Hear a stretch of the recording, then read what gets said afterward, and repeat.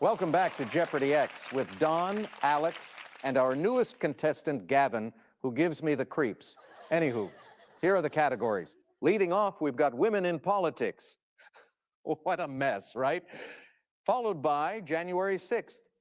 Then we've got industry standard NPC catchphrases, followed by Creed lyrics, great band, one of my favorites. Then it's fake conservatives. We all know the type. And last, it's the N-word.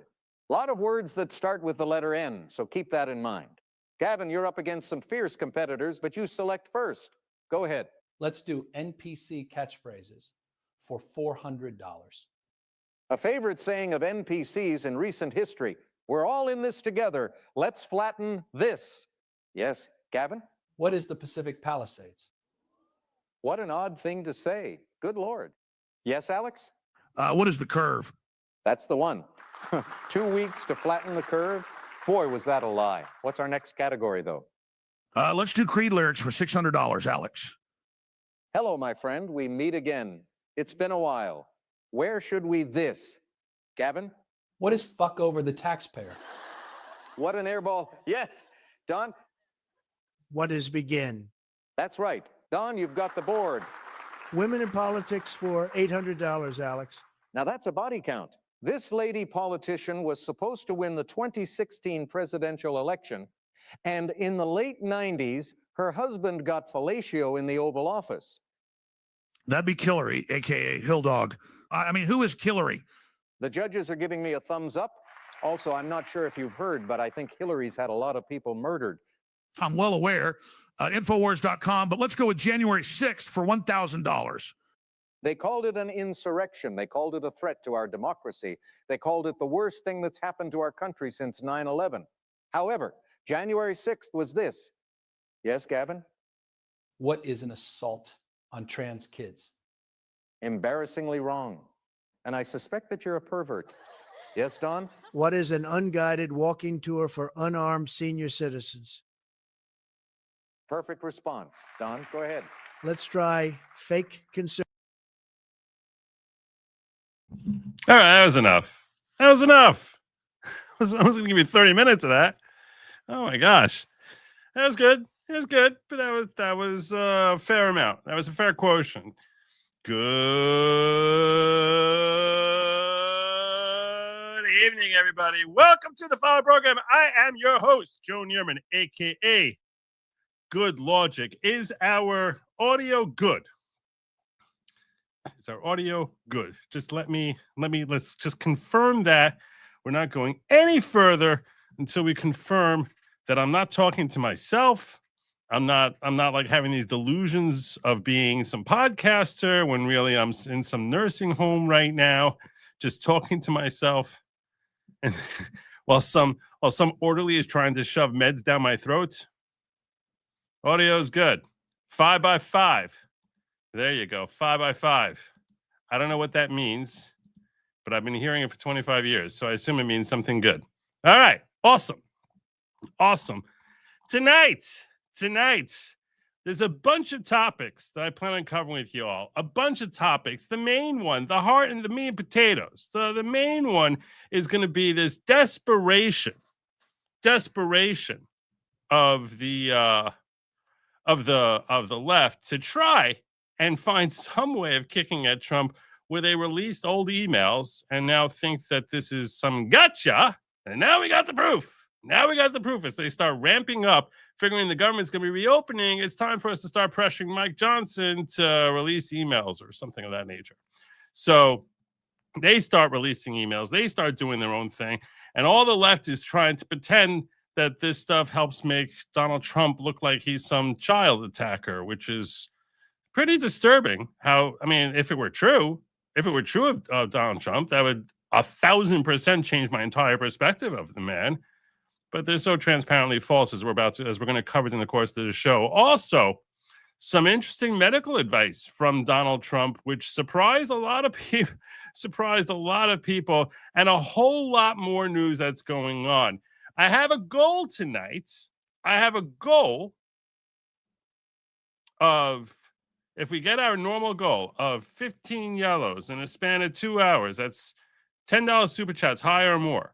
to the next 2 hours. That will have a 1-hour call-in show with your friend and mine here, Sin, giving dating advice. Good evening, chat. Guess what? I'm not your host, and Joe owes me $10.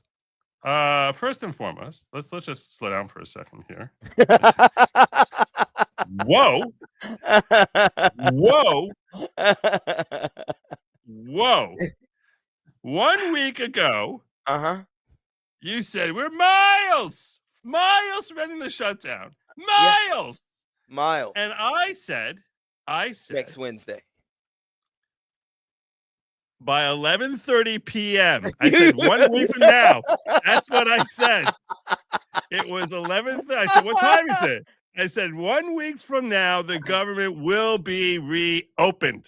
That's what I said. And the terms were that if I lost, I was going to pay you $5, and if I won, you were going to pay me 10. And if you were going to pay me 10. I lost 2-1. Which was 10 and 10, which you would have got 15. No, it was 10 and 5. It was 10 and 5. I was going to pay you 5 if I lost. No, you're not going to sit here and pull your heritage out on me. I will pull the tape. I will pull the tape, and you will see. But it's not going to matter because I'm going to win either way. Because we're coming down to the wire working here. Hard on it right now for you, aren't they, Joe? In case you've been out of the loop and you don't know what we're talking about here, 1 week ago, my friend Sin and I had a little wager going on, as to whether or not the government would open within 1 week. And it was around 11:30 p.m. And I said by 11, I might have been 11:25, but it was definitely after 11:20. I'll give you 11:30. How about that? All right. So I said within 1 week. And I said, what time is it? 11:25. That is, you should be seriously. Seriously. Like, okay. Can I tell you a story? Well, of course.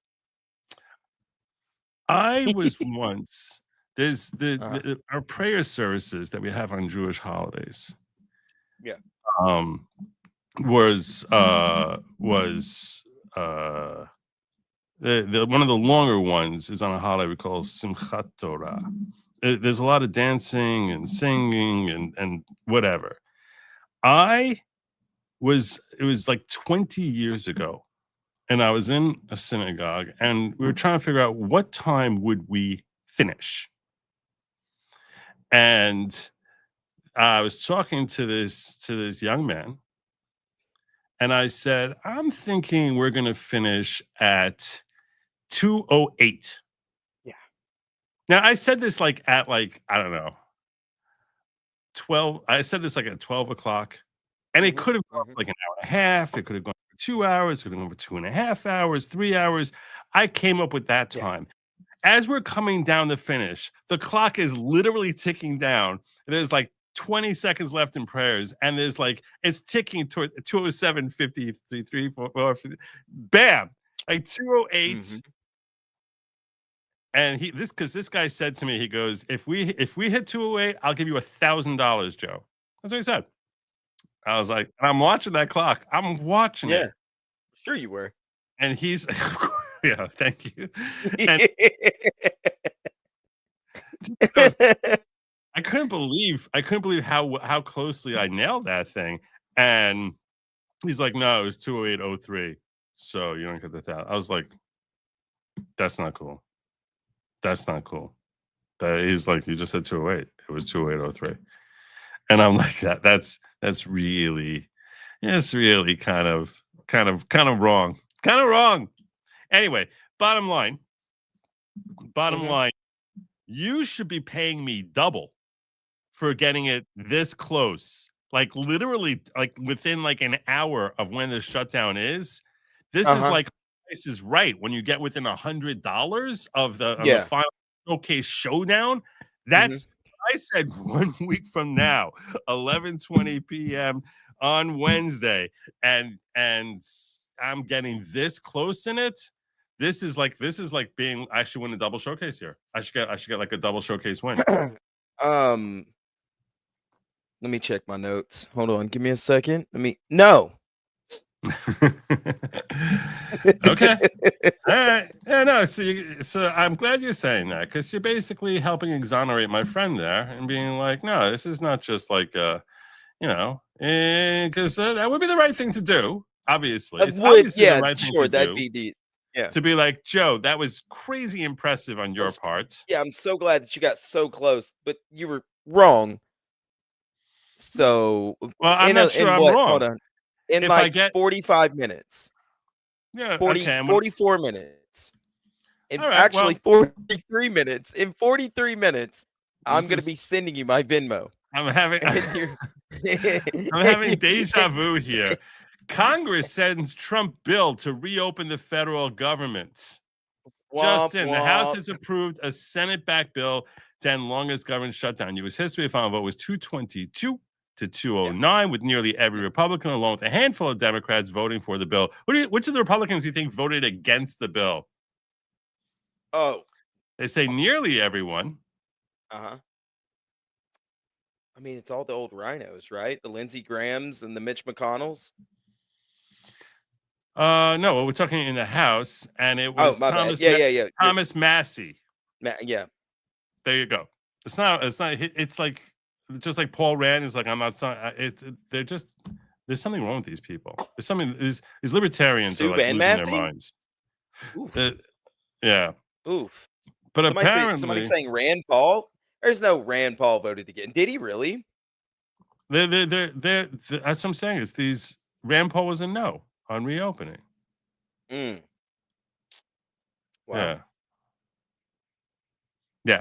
So anyhow, and apparently, as I said, winning my double showcase showdown here, the government is open. Trump just signed the CR bill. That's Really? what. Let's check see. it out. Let's I'm see. gonna- Let's see. All right, let's. I actually was googling before shutdown over. Trump signs legislation to reopen the government. To reopen. Oh no! It's not open. No! Oh no! It's reopened once he signs it. It's open. No, that's not how that's working. 100%. Until tomorrow morning, it's not open. I'm sorry, buddy. It's open right now. It's not open right now. You should have by the It's 100% open. by the start of business the next day. Instead, This is. I'm having you deja got vu. close. Hey man, I'm you did having a good deja job. vu. No. You had I a didn't do great job. I didn't do a good job. I did a You perfect did a. job. I No, didn't no, say. no. I didn't say Perfect. good. I No. said great. Perfect. Perfect. Yeah, perfect. Hmm. There's no one who got within a half hour of when this thing would end the way I did. This was a remarkable call on my part. No, I think. I mean, I didn't think I was going to get this close, but You did good. I didn't do good. No. That's You did very okay. very, very You okay. did moderately fine. See, Trump signs funding bill into law, ending record-long government shutdown. The government's not shut down anymore. I'm going to send you. Do you pay by Venmo or by PayPal? Venmo. That's how you're going to pay me. Wow. Wow. What? Wow. Never. Look, I understand times are tight. I understand. Shame doesn't work on me, buddy. I understand things are rough. Things are rough all over. Yeah. Oh man. But yeah, so there you go. The Democrats' shutdown is officially come to an end as Trump has signed a continuing resolution into law, and now we're going to stop starving the homeless, starving people. So that's definitely a good thing. I think that's a good. I think that's a good thing. Yeah, I personally think it went on way too long. To be honest with you, there was a lot of people. I've got a lot of friends that work in the government and since distorting facts, typical Dem. I'm not a Democrat at all.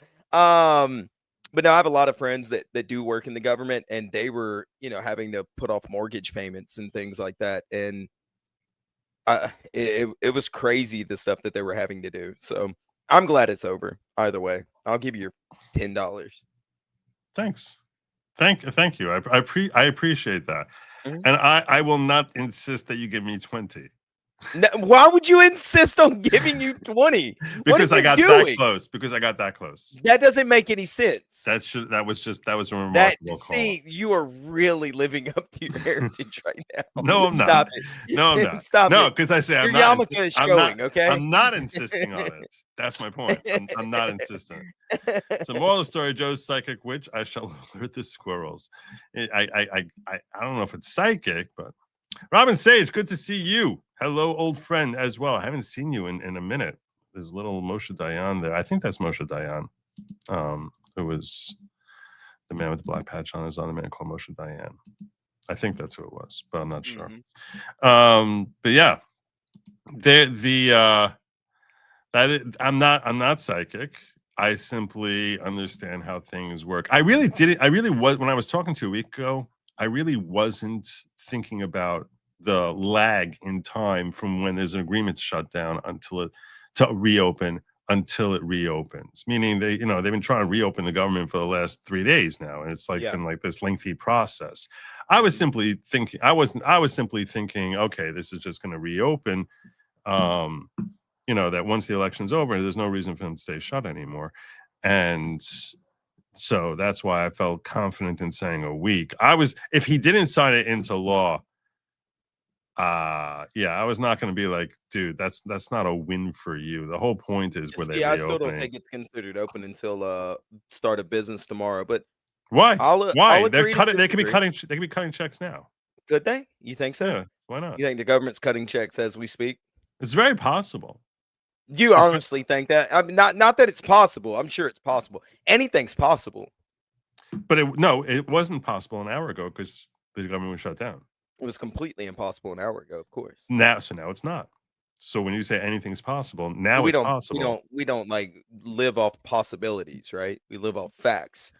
That's a Ben Shapiro statement. Facts don't care about your feelings. Right, but my point is, we don't know. These are facts we don't know about. We do know a fact that it was not happening an hour ago, sure. and a fact that it could be happening right now. You're not getting $20, Joe. That's all. Okay, it's okay. I'm not looking for the 20. I'm not looking for the 20. But I was very, when I noticed that it was coming down to the wire like this, I was like, and I saw something saying he was supposed to be signing the bill at 9:45 p.m. I was like, man. That's just really sweet. I got delayed by damn an it, hour Trump and his late nights. Why couldn't he go to sleep like a normal 80-year-old man? If he had gone to sleep, if he had gone to sleep and it was done in the morning, he would have gotten such flack that he doesn't care. He's sleeping in his plush bed while people are starving. He would have gotten so much flack for that. But they're still going to give him flack no matter what. No matter what he does. He's going to catch hell. So at this point, I wouldn't care. I really wouldn't. Yeah, but I'm saying people, there's a justifiable thing. Like, why not just sign the damn thing? Why make people wait that much longer? It seems indifferent to the suffering of people for him to wait till tomorrow. That's I agree. So that's why. Sense. Yeah. So that's why I think it was the right thing for him to do. Yeah, also because you made $10, so how about I just super chat you $10? How does that sound? No. Then I only get $7. That's not my fault. Well, that's not paying the bet. Oh wait, you're just not gonna pay taxes on this money that I give you? I pay taxes. I get $7. I pay taxes on that. I send you that money, and you're not gonna. You know what, man? Wow, Joe.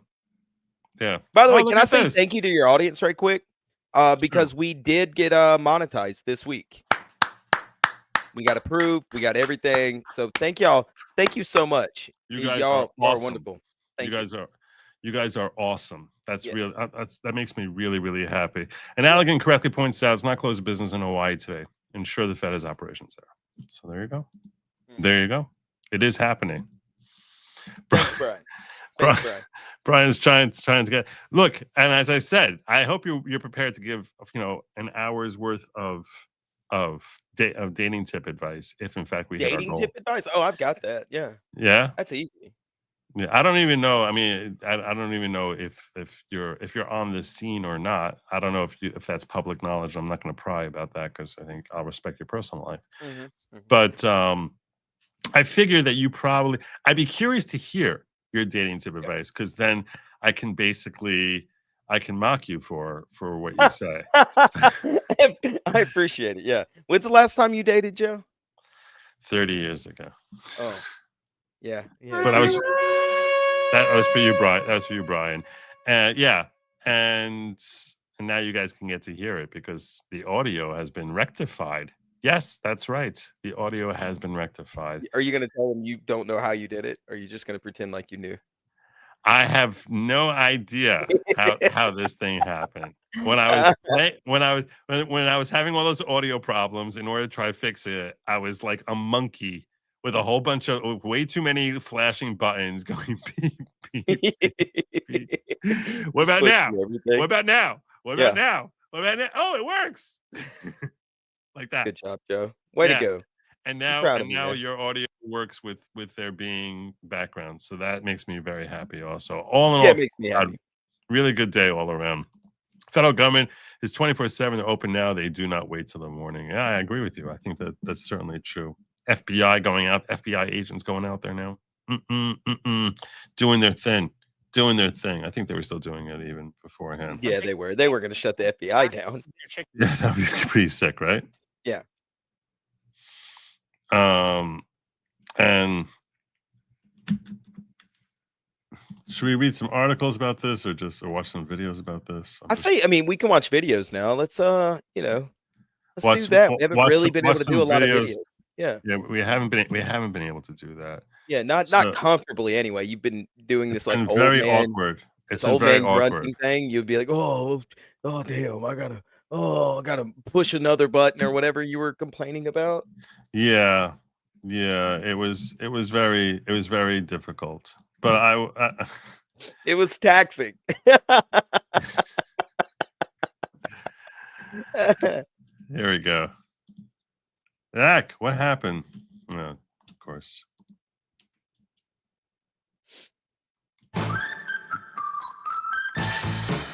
Yep. Yeah, get you a good ad blocker. Fox is just disastrous. Get you a good ad blocker, man. What are you doing? It's Fox. You can't get around their ads. Chairman James Comer, House Judiciary Committee Chairman Jim Jordan. All right, AI. 2 days for you guys. Yeah. Well, you said it. I think you said it best at the front end, Sean. 42 days for what? They didn't change anything we had in the big, beautiful bill, all the good things we did there that they were talking about initially. They didn't change anything in this failed Obamacare that they want to continue to subsidize. But they did make it tough on military families, air traffic controllers, American families in general, all to appease the left and all to go after President Trump.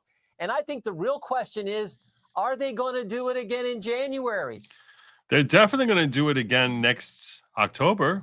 Why wouldn't they? Because it helped them with the election. It sure did. In fact, tomorrow, I'll let you all know before I get back to that real quick. Tomorrow, God willing, I'm going to have Rich Barris. Is going to be People's Pundit is going to be joining me on this show tomorrow at 10 p.m. Are you a fangirl? I'm a friend of his. I go back with him literally like 4 years. Yeah, I know, but you also said you were a fan. So are you going to do the fangirl thing? No, I mean, I'm a fan of a lot of people who I'm friends with. I'm a fan of Robert Gouveia, but I call him and talk to him if I'm in the mood to talk to him. I admire his work. You know what I'm saying? There's a difference between that's different from meeting Trump. Or let's say even I once was talking about Jack Posobiec, who's he's much bigger, in like a different stratosphere of social media publicity than I am. Trump? If you met Trump, what would you do? I'd probably shave beforehand. I'd wear a suit. You know what I would do? What would you do? I'd tell him to like and subscribe. That's exactly what I would tell it. Please like. Please like and subscribe. No, what I would say is please reshare just 2 pieces of my work. Just 2. Just 2 of them. Just find 2. I'll give you 2 you'll probably love to share. Just share 2 of them. Like it'll change my life. if he just would share a couple of pieces of my work, like all of a sudden, just new people start finding you. Just like That's a good one. You know, just retweet it. Yeah, because that is like something that like it changes your life. that's a seal of approval right there.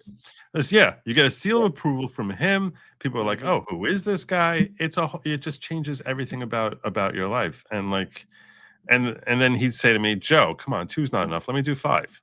And then I'd That's be what like, he would do. I've watched your "Okay." work, Joe. Yeah, and then you would be all humble and be like, and I'd be "Thank like, you, sir." "Look, I didn't want to put you out, Mr. President."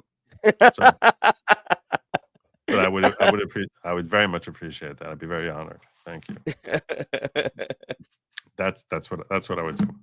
So if you asked, so that's definitely what I would do. That's a good answer. Yeah.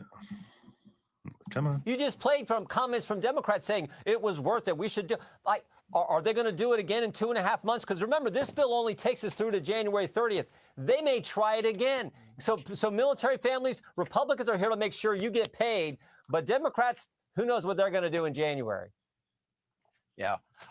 Congressman Comer, you know, you were in there, you were talking to Democrats. Were any of them quietly maybe pulling you aside saying, this really needs to end? I don't know why my colleagues are doing this. I think there's a fear. There are a few moderate-minded Democrats in the House. There are a few, obviously, in the Senate. And they are looking at what's happening with the Democrat Party. Just like you said in your monologue, Sean, this is a party that has been taken over by the socialist wing. Ocasio-Cortez is the leader of the Democrat Party in Congress. It's not Chuck Schumer. It's not Nancy Pelosi or Hakeem Jeffries. It's Ocasio-Cortez. And anyone who dares work with a Republican or work with President Trump, if you're a Democrat, you're going to be Joe Manchin. You're going to be Kristen Sinema. You're going to be pushed out of the Democrat Party. So why would they? Replaced with a like-minded socialist like Ocasio-Cortez. There's a lot of new information in the new filings in the Comey case as it relates to Comey and whether or not he lied to Congress. And the question is going to be for the establishment Democrats, what do they do as their party goes full retardo socialist? That's really the question. Like, will they retain the same level of following, or will they peel off and be like, no, this is insane? Because they always have that graphic between where people lie on the as far as being conservative, Republican, or leftist, libertarian, or leftist / liberal, socialist.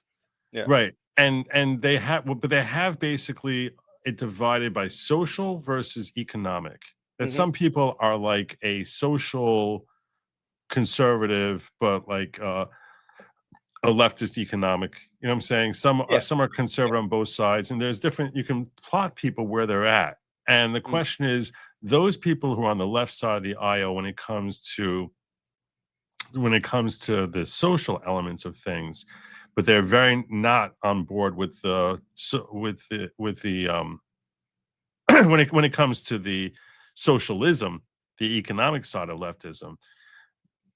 They're gonna be facing a tough call there as to like, where do you break? Do you break based on your economic standards, or do you break based on your whole social justice warrior type of perspectives? And you would think they would lose some of their following. You would think that would happen, but hopefully it's a significantly noticeable percentage of them that peel off as basically saying, no, socialism is really terrible. I like having capitalism, and this party is going full hardcore into socialism and fully embracing it. So I think you've got a problem there, though. The ones that are going to peel off, I think, are going to age out, and they're going to be voted out. I think the younger Democrats are leaning full-throated socialism. And those are the ones that are coming up right now. Those are the ones that are making waves. I mean, he just said it. AOC. Right. No, I agree with you. And those people that peel off are now going to be toothless, and they're not going to they're not going to do anything. Yeah, they're going to be outnumbered. It's a very big concern. I actually have a clip that I want to share with you, which shows that which shows that legacy media is starting to move in that direction also towards pushing actual socialism. And we know these people are suckers for the older are suckers for legacy media. I'll ask both of you because both of you have been involved in investigating this. Congressman Comer, we'll start with you. Yeah, I don't think there's any question he lied to Congress. And, I've said this all along. We have to hold people accountable who lie to Congress, or there's no point in having congressional hearings. What's the blowback to being dishonest under oath in a congressional hearing? So there's no doubt in my mind he lied. He can say he chose his words carefully. He can do like Dr. Fauci did in front of the Oversight Select Committee and try to spin his words and carefully hide behind, the true definition of word, kind of like Bill Clinton did when he asked what the definition of is. But at the end of the day, I believe Comey lied. Your thoughts on Mr. Higher Honor, Jim Jordan? Well, yeah, I mean, he's not the only one, Sean. We just referred John Brennan 3 weeks ago because we believe he definitely lied to Congress when he told us that he wasn't involved with the dossier and didn't want it included in the intelligence community assessment. Only problem is Tulsi Gabbard declassified and released a report from the House Intelligence Committee, which said just the opposite, said he was involved, did want it in. In fact, he was approached by a CIA official who said, Mr. Brennan, this dossier doesn't hold up. We shouldn't include it. Brennan's response was, yeah, but doesn't it ring true? Showing his motivation, his motive was to just go after President Trump, even though the evidence wasn't there. Yeah, but all the question is going to be the statute of limitations, because all the stuff that he said, John Brennan said, was more than 5 years ago, which is the statute of limitations for perjury. So he's correct that John Brennan committed a crime, but that doesn't mean he's going to be held accountable for it unless you can find some way to make this an ongoing conspiracy and have that be part of his conspiratorial acts, which it seems like that's an accomplishable feat, but it's much more difficult to prove than a simple, look, here's the statement, here's the proof it was a lie. Now you need to have more. You know what I'm saying? Now you're going to have to establish a conspiracy and other things. And if you lose out on those, he'll get away with his perjury. So that's the difference. Comey's statement was within the past 5 years. That's why they're able to go after him for that. So not only Comey, but Brennan, and frankly, we're looking into Jack Smith and his team because two of his deputies who we've already deposed took the Fifth Amendment 71 and 73 times respectively to some basic questions. And so we're working on getting the documents from Cash and from Pam Bondi at the Justice Department. So we're ready for the deposition when we bring Jack Smith in real soon. So there you go. Now, I promised you all that I was going to share with you a clip of showing how the left is trying to pimp AOC. During this holiday season, that's not what I want to happen, but that's what for everyone. It's Christmas season, man. Gift of blending. That's not the problem I have with that. I just don't like background music, and Fox loves doing that. It's great, man. Also, you'll get popped for copyright in a heartbeat, in an instant. Yeah, no joke. Let me just get through some of these chats first. All right. For Doximum. Looking forward to the Wednesday show. Thank you so much. Sin keeps you on your toes, does he? I try. I do my best. This guy over here, though, y'all know him. Yeah, Sin he does keep me on my toes. That's true. Jim Jordan just passed a full budget before January, and you don't have to repeat this again. To do it, you're going to have to get rid of the filibuster. Yeah, but you got to follow what we said last week. You have to remove it, and you have to turn around and put it back in place before before you lose the House or the Senate, and then you're going to have to put a moratorium on it to where it can't be touched. What we say, 10, 15 years, I think. That's what I was talking about. Although then the question basically arises as to whether that's unconstitutional. I was looking into it after we had a conversation as to whether or not they can do it, and it's a tough. It's something that's I didn't a think little so. unknown. You think I didn't think so. Yeah, because I didn't think it was unconstitutional because it is a rule specifically set up for them. It has nothing to do with the Constitution, period. So they can set that, and then they can set the rule themselves. There's nothing I could find in the Constitution that would, they're going to bitch about it. They're going to complain. Nick, so I actually threw this at Nick Ricade. I joined his show on Thursday, And he claims, he says, look, under I think it's Article 1, Section 5 of the Constitution, it expressly says that the Senate can choose their own rules. Question then becomes, and he's saying that he thinks that applies to each new Senate, each new term of the Senate, they can set their own rules. And I don't know that that's true. Why can't one Senate set the rules for the next Senate and the Senate after that? Yeah, I think they can. So that's why it's possible he's right, but that's a question that, the Supreme Court would have to answer. The only way we know he's right is if, in fact, a law like the one I was proposing, and in case you weren't here last week, first and foremost, shame on you. What I was proposing when it came to this issue of the filibuster you were proposing? Yeah, I came up with the idea. You came up with the date, with the length of time. Well, I came up with a way to actually implement the filibuster in a way that will stop. But it was my idea. Don't take the credit for everything. What are you doing today? What do you, Joe? So what I was trying to say here.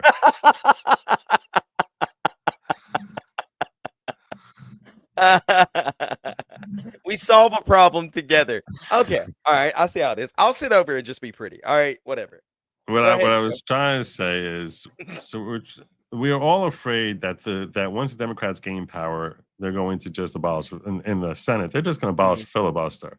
Yeah. Certainly, if they control both the House and the Senate and the White House, they have every incentive to abolish the filibuster. 100%. And our objective is to try and stop that and potentially even implement the filibuster in order to rewrite the ship, to fix some of the holes that have been banged into the ship by Democratic policies. So the way that we were discussing doing this last week, it was all sin. He came up with it all by his lonesome, very impressively. Yeah. Yes, I did. And something he called the Good Lawgic plan was basically, which was very generous of him, very, very generous. Was that they would abolish filibuster and basically say the filibuster automatically kicks back in for the next 10 years as of January 30th, 2026, meaning before the end of January 1st, 2026, meaning before the next Senate comes in, unless the Senate, and we call this period until then like the pause, that there's no filibuster now, and the pause can be extended if the Senate votes to extend that. Yeah. But once it dies, in that case, they must retain a filibuster for a minimum of 10 years. And then you make this a congressional bill that gets signed by the president. It becomes a law.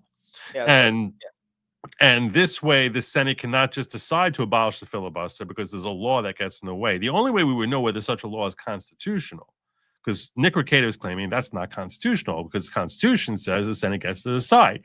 The counter to that is the Senate is deciding. They're deciding it together with the House and with the president. So if it becomes a law, then it is constitutional by. No, well, that's the whole point. Is the Supreme Court could say that law, we're striking down that law as being unconstitutional. So, and then the law would just be struck down by the Supreme Court. Then we disband the Supreme Court, right? And then we put it. Look, I'm just saying. I'm trying to help the whole country out here. We got to break a few eggs.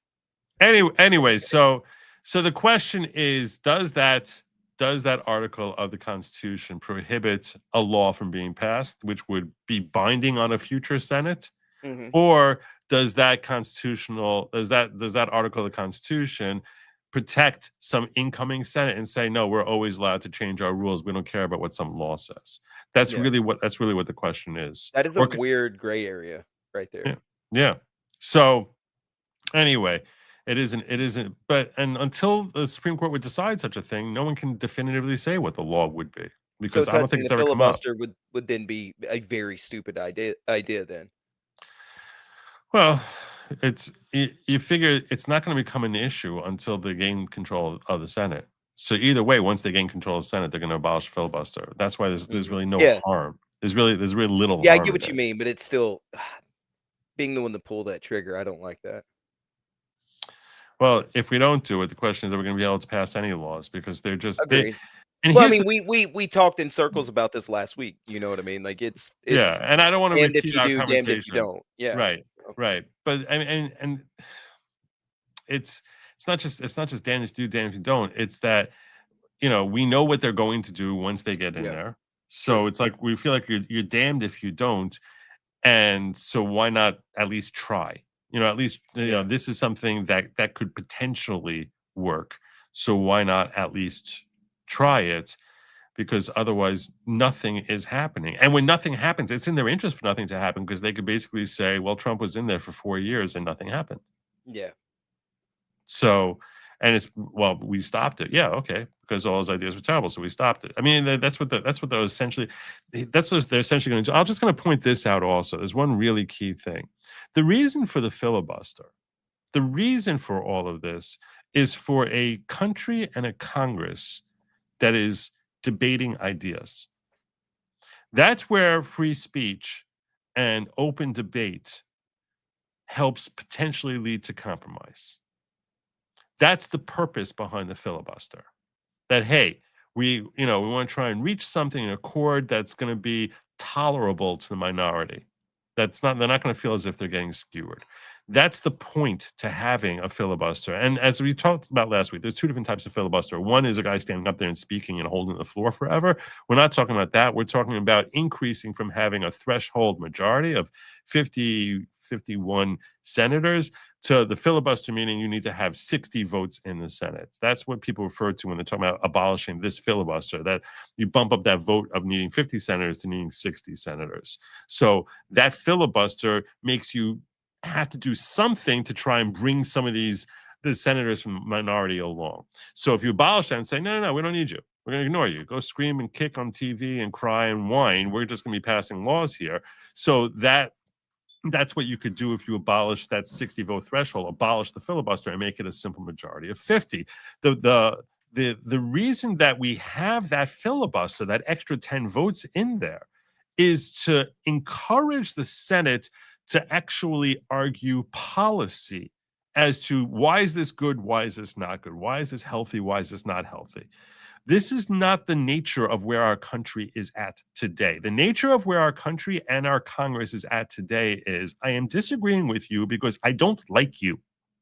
And it doesn't matter what you're saying. It doesn't matter what policy you're advocating. I'm against you. Mm-hmm. And if you're advocating for something that I myself was voting for in favor of 10 years ago, but now you're saying it, I'm saying the opposite. That's what we have in Congress, where Chuck Schumer will get up there and basically advocate for policies that are 180 degrees from literally what he said 6 months ago. 6 months ago, he said, you can't shut down the government, can't shut down, can't shut down, can't shut down. But now it's like, for political reasons, everything he says 6 months ago, flip out the window because I don't like you. I need to win a thing. This is not negotiating a policy. This is them hijacking the political process based on who we like or dislike. That is not encouraging free speech. That's not encouraging compromise. That's basically, F you, we're going to play chicken and see who blinks first. That is not what the filibuster was ever intended for. I would philosophically, that's not what it was ever intended for. Because basically, it's like, who's gonna cave first that's not the point. So, because that's anti-democratic, because basically what you're saying is, I don't care if the majority of the people voted for senators from the other side of the aisle. I'm going to stand here and we're going to stand here as a block and stand in your way. And we don't care what policy you're advocating. We just don't like you. So what's the point of the filibuster at this point? Is it encouraging free speech? Is it encouraging compromise? Is it encouraging anything beneficial towards the legislative process? And I respectfully submit, no, it's not. And that's what makes the filibuster in our current political climate an archaic relic. That's my point. I agree with you. There you go. I'm trying to sell it. I'm selling it. Yeah. You sold me on it last week, but it's more of a, and I hate to say it because I'm normally so cheerful and happy, but it was more of a black pill scenario than it is like, oh yeah, this is gonna be great. Yeah, So, I understand, but yeah, this it's like, oh, this is gonna be fantastic. But it's going to be tossed in the garbage one way or the other. We might as well get some use out of it. Right. So we had also Kimmy Hunt saying, "You're having Rich on. I'm so excited. I'm so excited." I sound like that. Yeah, don't do that again. I sound like that chick from Saved by the Bell. You do. That was a very dated reference.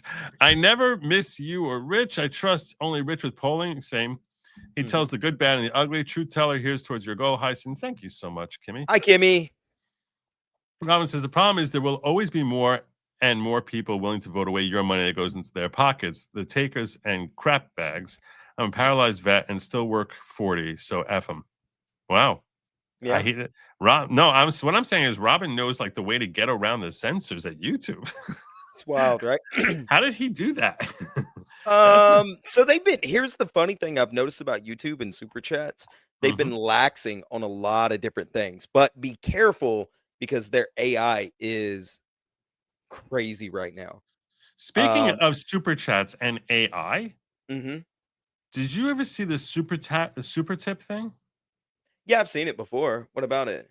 I'm trying to figure out how to get it. I went to their site to see if I could sign up. So that they have this thing now where you can go to something called Super Tip, and I have to register with them. And I'm trying to figure out how to even contact them. And they're so green that they're like impossible. There should be an easy thing. They're like, hey, to sign up, come here, and there ain't. So I actually emailed them saying, how do I like register with you guys so I can like offer this to my fans? Talking about the thing that Nick Rekieta uses, right? Yeah. So what Nick Rekieta uses, I've got a guy that Jim knows him. Jim should be able to get you in touch with a guy that knows him. Oh yeah, he interviewed him. Yeah, a buddy of mine, Dave from BTM Reviews, was using him like a year ago. So if you get in touch with Jim, Jim tells you he should be able to hook you up. In case you're wondering what we're talking about here, what Nick has is you can go to this, you can click a link that I would put in the description and probably pin in the chat too, that you can click on the link and it takes you to a place where you can send a super chat, but they call it a super tip, the same as you would here. But instead of it just being the written word, it would be something that you it's read in a voice. It's read in a character's voice. It's read in an AI voice. Yeah. So he has, for example, Nate the lawyer, that you can say something that he pulls up there and it just looks like Nate the lawyer, and you read it and you hear Nate the lawyer saying out loud the comment, and you can actually try to use language like he would use. It's pretty funny. It's really it's very, very cool. And and it's actually beneficial to him in that he keeps a greater percentage of the tip also than YouTube than YouTube gives. So and it's just entertaining also. Yeah, it's entertaining. You can even pay extra to have it pop up. If you pay extra, like it's like, no, I don't want to wait for Joe to get to this. Like I want this to pop up now. Yeah. This has to come now. And sometimes you might have a comment that needs now. It's a very sophisticated TTS.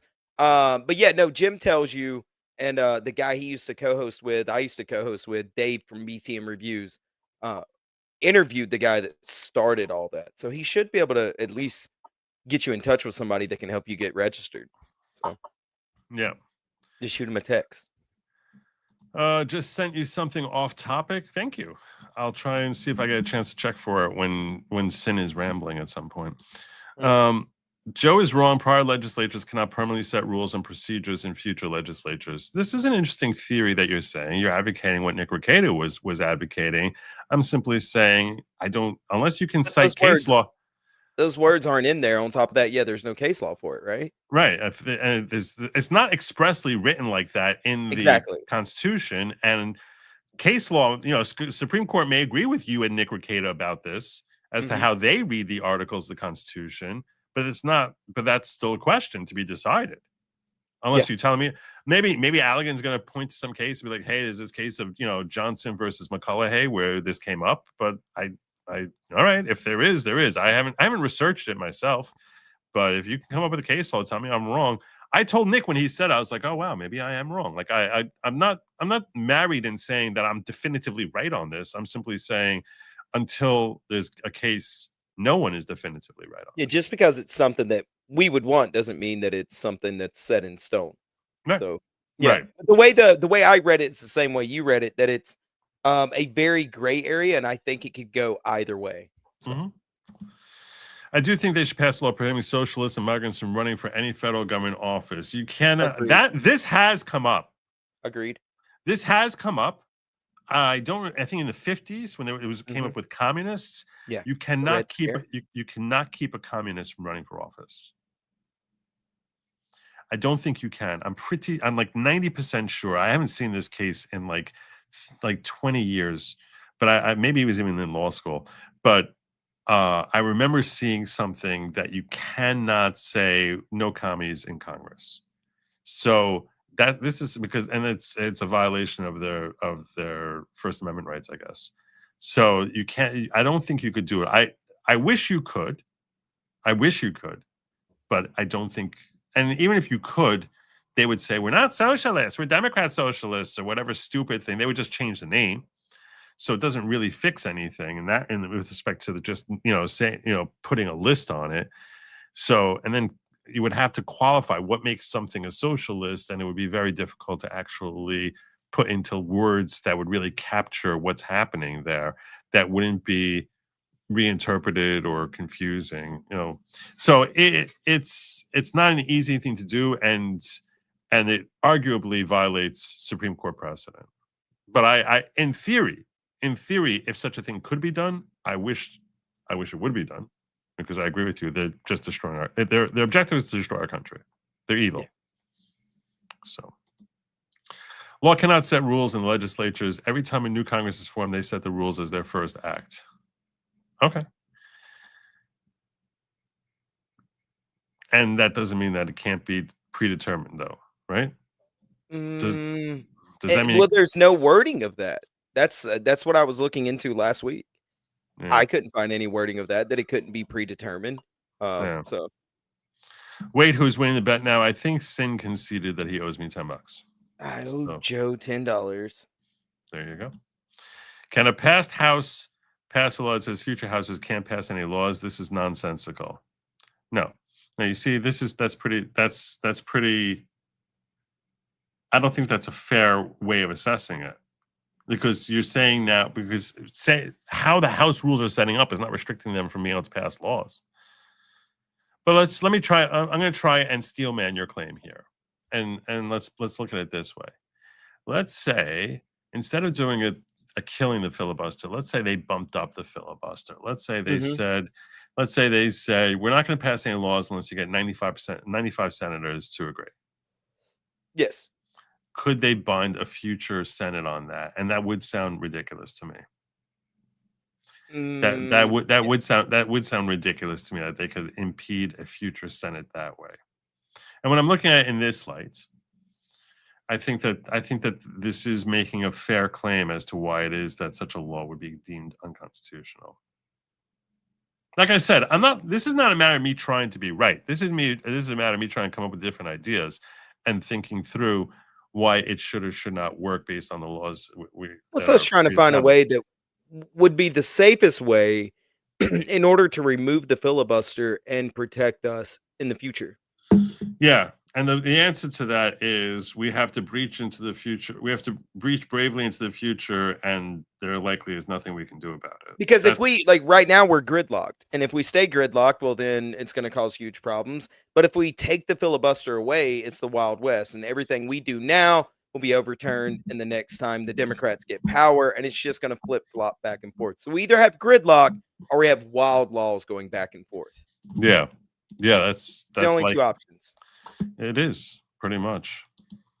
So. My worry would be the next time Democrats get in power, they would just pack Supreme Court. So within the Good Lawgic plan, should we also set 9 justices permanently? That I think you might be able to get away with. Maybe. I haven't looked into that one. I'll be right back. You'd be better off making it as an amendment, but you never get it as an amendment. But that would be a great, that's something that should be floated as an amendment, that there's only 9 justices. To try and just get that squared away so it doesn't just get packed. That would be a really healthy amendment to be floated out there. So this way, neither side, and the Democrats are never going to float it out there. That way, neither side can actually get in the way of it. You say, look, we're either going to pack the House or we're going to have this passed as an amendment that we're having just 9 justices and settle this entire craziness down. It's a wise move, I think. Because with the threat of Trump theoretically packing the court, I think the Democrats might sign off on making an amendment that we're locking in just 9 justices. I really like that idea, actually. Because otherwise they'll just kill a filibuster and overturn the law. It's just a law, right? My simple pushback would be a simple majority allows 2 wolves and a sheep to decide who's for dinner. Well, that's what we have in the House, right? I guess the point to the filibuster is that we can't. Yeah, it does. I understand that, but what's to stop it from happening in the future when Democrats gain power? Which you have to assume it's going to happen at some point.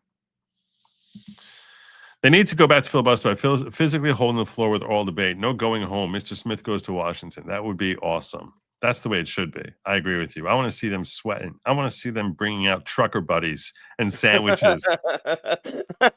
Yeah, Cory Booker. I want to see you like sweating and reading like Harry Potter up there, or well, that might be a little advanced for him. But you know, they probably reading. You know, my friend Tim has a funny thing or some stupid whatever pervy stuff they read into their kids. I don't know. You know, that's what it needs to be, that they're actually earning it. Earn it. Don't be lazy. The Senate is never new. That's why only 1/3 is up for re-election every 2 years. It's a continuous body. Only the House is new. But I think he's saying it's a new term. And with the new term, they set new rules. Remember, for 8 months. Look at that. Look at that. Ozzy Mama. 8 months. Nice. I have a better idea. We could pass a law that says all future Congresses can only pass laws with 536 votes. Republic saves. Sin, I'm Southern by birthright and Texan by the sheer grace of God. I heard you wondering after my call in last show. Oh, I sure was. And thank you so much for letting me know. I appreciate it. There you go. There you go, indeed. I promised I was going to show you how even legacy media is pushing for socialists. Oh, yeah. I've been waiting on that one. Yeah. So here we go. Feeling overall about Schumer. We've seen a lot of comments from some House Democrats, but what about overall? What about Democrats nationwide feeling about Chuck Schumer? I think the word of the day is this is Harry Enton. Harry Enton has like the second best job after being a podcaster. I call it second best because he actually has to like get dressed. He actually has to put on pants. So oh, wait. You're supposed to wear pants? No, that's what I'm saying. That's why he's in the second. I got concerned for a second. Whoa, hold up! I don't know if I can do this. He has the second best job in the world. Yeah. So but he doesn't even have to wear a tie to work, which is hilarious to me. Yeah, that's great. Yeah. Or the other guy who's in shirt sleeves all the time, who's looking at the political map, and he's like, "Okay, let's look at Ohio over here." Ohio suddenly in play. Iowa right over here. Look at this, down 14 points. His sleeves are rolled up. He looks like it's like basically a reincarnation of Crazy Eddie, and he's that guy I think is hilarious. But we only get to see him October time, in election years. So they keep him in a broom closet. Yes, and then they unleash in like September, October time in an even year. They feed and water him and keep him chained up for a while. And then I picture him there literally nursing from a bottle. That's like one of those little hamster bottles. That's what I picture. That's what I picture. That makes that sounds probably correct. And they have to be like giving him a steady, like keep his drugs like on a steady certain level, so he's at that same even keel all the time. Up. Yeah, in case something. In case all of a sudden something happens, something crazy happens, they need to bring him out. Oh, yeah. So, anyway, so this is Harry Enton, and what Harry Enton does for a living is he has people go out and conduct polls. Mm-hmm. And then they come back to him, and he frames the polls in ways that basically feels like he can be confident what the result is. And they'll be asked like 4 questions. Then someone will create graphics for him. And then he stands here and he basically says, hey, let me tell you about this poll we did. It's crazy. And spells out for you where Chuck Schumer is. Now, here's your card, Sally or Wolf or Brian, or whoever's standing here, for the really lame question you're going to ask me that's then going to set up my next Photoshop thing that I've got here, my next PowerPoint slide. So you're going to ask that question, and I'll be like, exactly what everyone wants to know. Like, wow, we just met, and you happen to be asking the perfect question. So that's the way this whole sketch goes with Harry and with whatever idiot is standing next to him. Now he's focusing, and the reason I bring this one up is because in this one, he's focusing on Chuck Schumer and how deep on the ropes Chuck Schumer is as a result of this shutdown and the progressives pushing on him, and how Democrats do not like him anymore. Terrible, terrible, terrible, terrible. To quote another Charles Barkley when it comes to Chuck Schumer. Look at this. Least popular Dem Senate leader ever. I looked at all of the polls going all the way back since 1985. The one who has the lowest rating among Democrats is, in fact, Chuck Schumer. Look at this. He's underwater with Democrats. Home run! That's what I'm saying on the screen. -4 points. That makes him the least popular guy for a Dem Senate leader going all the way back since the mid-1980s. Do you have Wait. a sense of why? Why? Oh, you see, that's the question she was supposed to ask. Why? Oh, we're having a dialogue here. Yeah, This with is not dialogue in scripted. here. Slam dunk, home run. This is not at all scripted. Do you have a sense of no. why? Like, if she would have go off script all of a sudden, I wonder if and she was and- practicing that. and she'd be like, if she went off script and she's like, so how long have how have his numbers been tracking for the last 6 months? Did he have any high points? What? I don't know. Yeah, I was about to say this. I don't know. What? This guy would overheat and his brain would start having Yeah, smoke like, out of his ears. That's the other question as to why. Okay. She delivered that line with zero gusto or emotion. She'd go, could you, No. do you have a sense of why? Yeah, no, because he's the star of these segments. You don't take over from the star, right? You know, if He gets mad after the scene if she puts a little too much zest on it. everything is scripted, and you're basically a pedestal for the main performer there. I think you can relate, Sin. So You're right. No. Yeah, I agree with you 100%. everything's scripted. Everything is scripted and written out beforehand, and it's just a couple of actors who are just doing their thing. Do you have a sense of why? Yes. All right, I want you to hit the why a little harder. Yeah, that's what I was saying a second ago. I imagine like he comes in and he goes, "You were way too zesty on that. Bring the energy down a little bit." Oh my god. They want a fighter. They want a fighter. That's why. Take a look here. Democrats, There's Dems my in next Congress do graphic. too little to oppose Trump. During the first term, it was just 46% in 2017. No way. Democrats who said that the Dems in Congress are doing too little to oppose Donald Trump. Look at where we are now. 69%. That is an increase of, get this, 23 points. The super duper majority of Democrats believe duper Congress are not doing enough to oppose Donald Trump. She looks so unhappy. Big, huge criticism of Chuck Schumer, and that is why he is underwater. I told you. I told you. Get out of here, Cindy. I'm practicing my underwater moves. This is where I'm going to do the whole underwater move. Oh my If god! I was there, I couldn't have not laughed at him. I'd have been fired instantly. There's no way. Oh, look at her! She calls him out on it. She calls him out on it. Look at it right after he does it. Look, you were laughing. I stopped it. Criticism of Chuck Schumer, and that is why he is underwater. I knew you were going to do the dip. All right. I always do the dip. I don't like it. I don't like it. I don't like this at all. Can we make it stop? I told you. Oh no. We're coming to the point that I'm getting at. Why is he doing this? Why do they have him doing this segment? You're about to see why.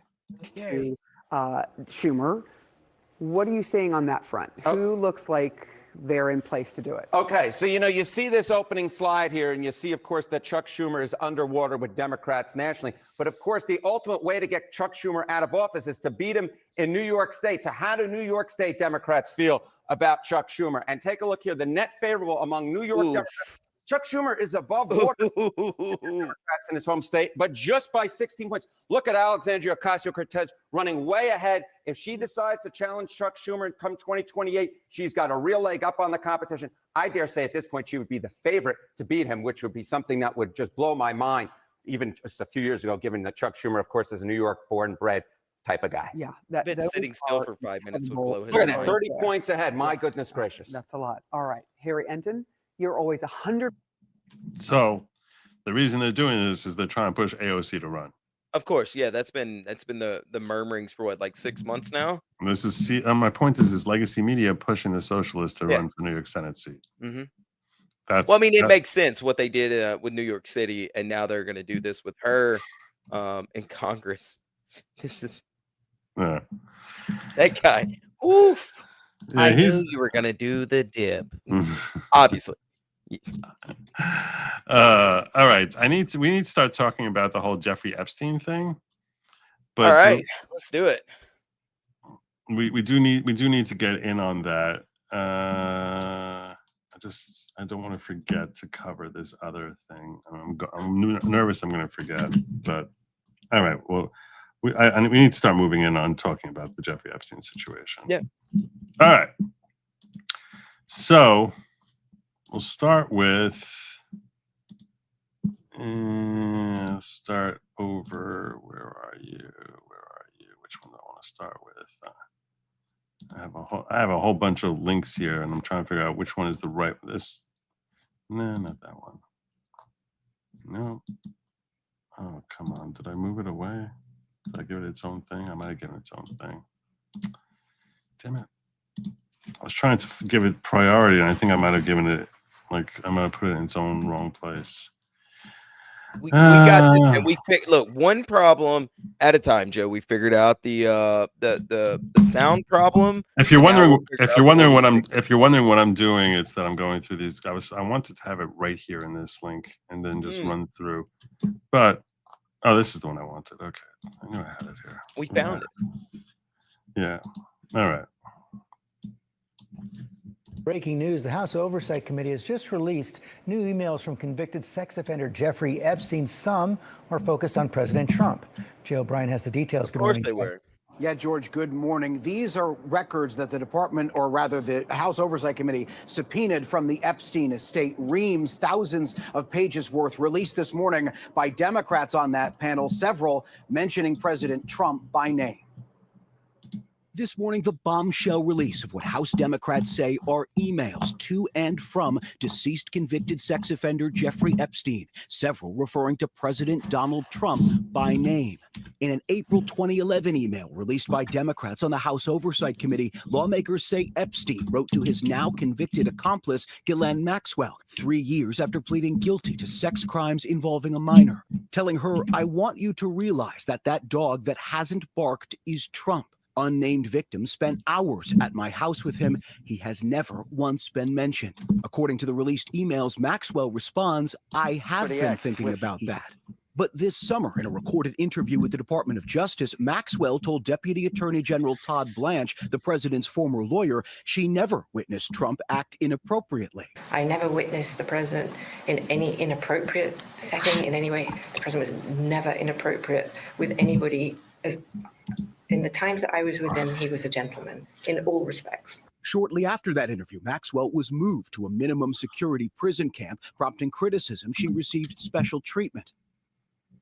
So yeah, they have to throw that in there to say that she was lying and covering for him in order to get preferential treatment. That's obviously the insinuation they're trying to drop there. Of course. And that's possible. I think she was charged with perjury at one point in her life, as I recall. I covered her trial when she got convicted and got like 22 years. Yeah, I remember that. Yeah. So I did cover that, and she didn't testify at trial, which was probably the right call. I was about to say it's probably a smart move on her behalf.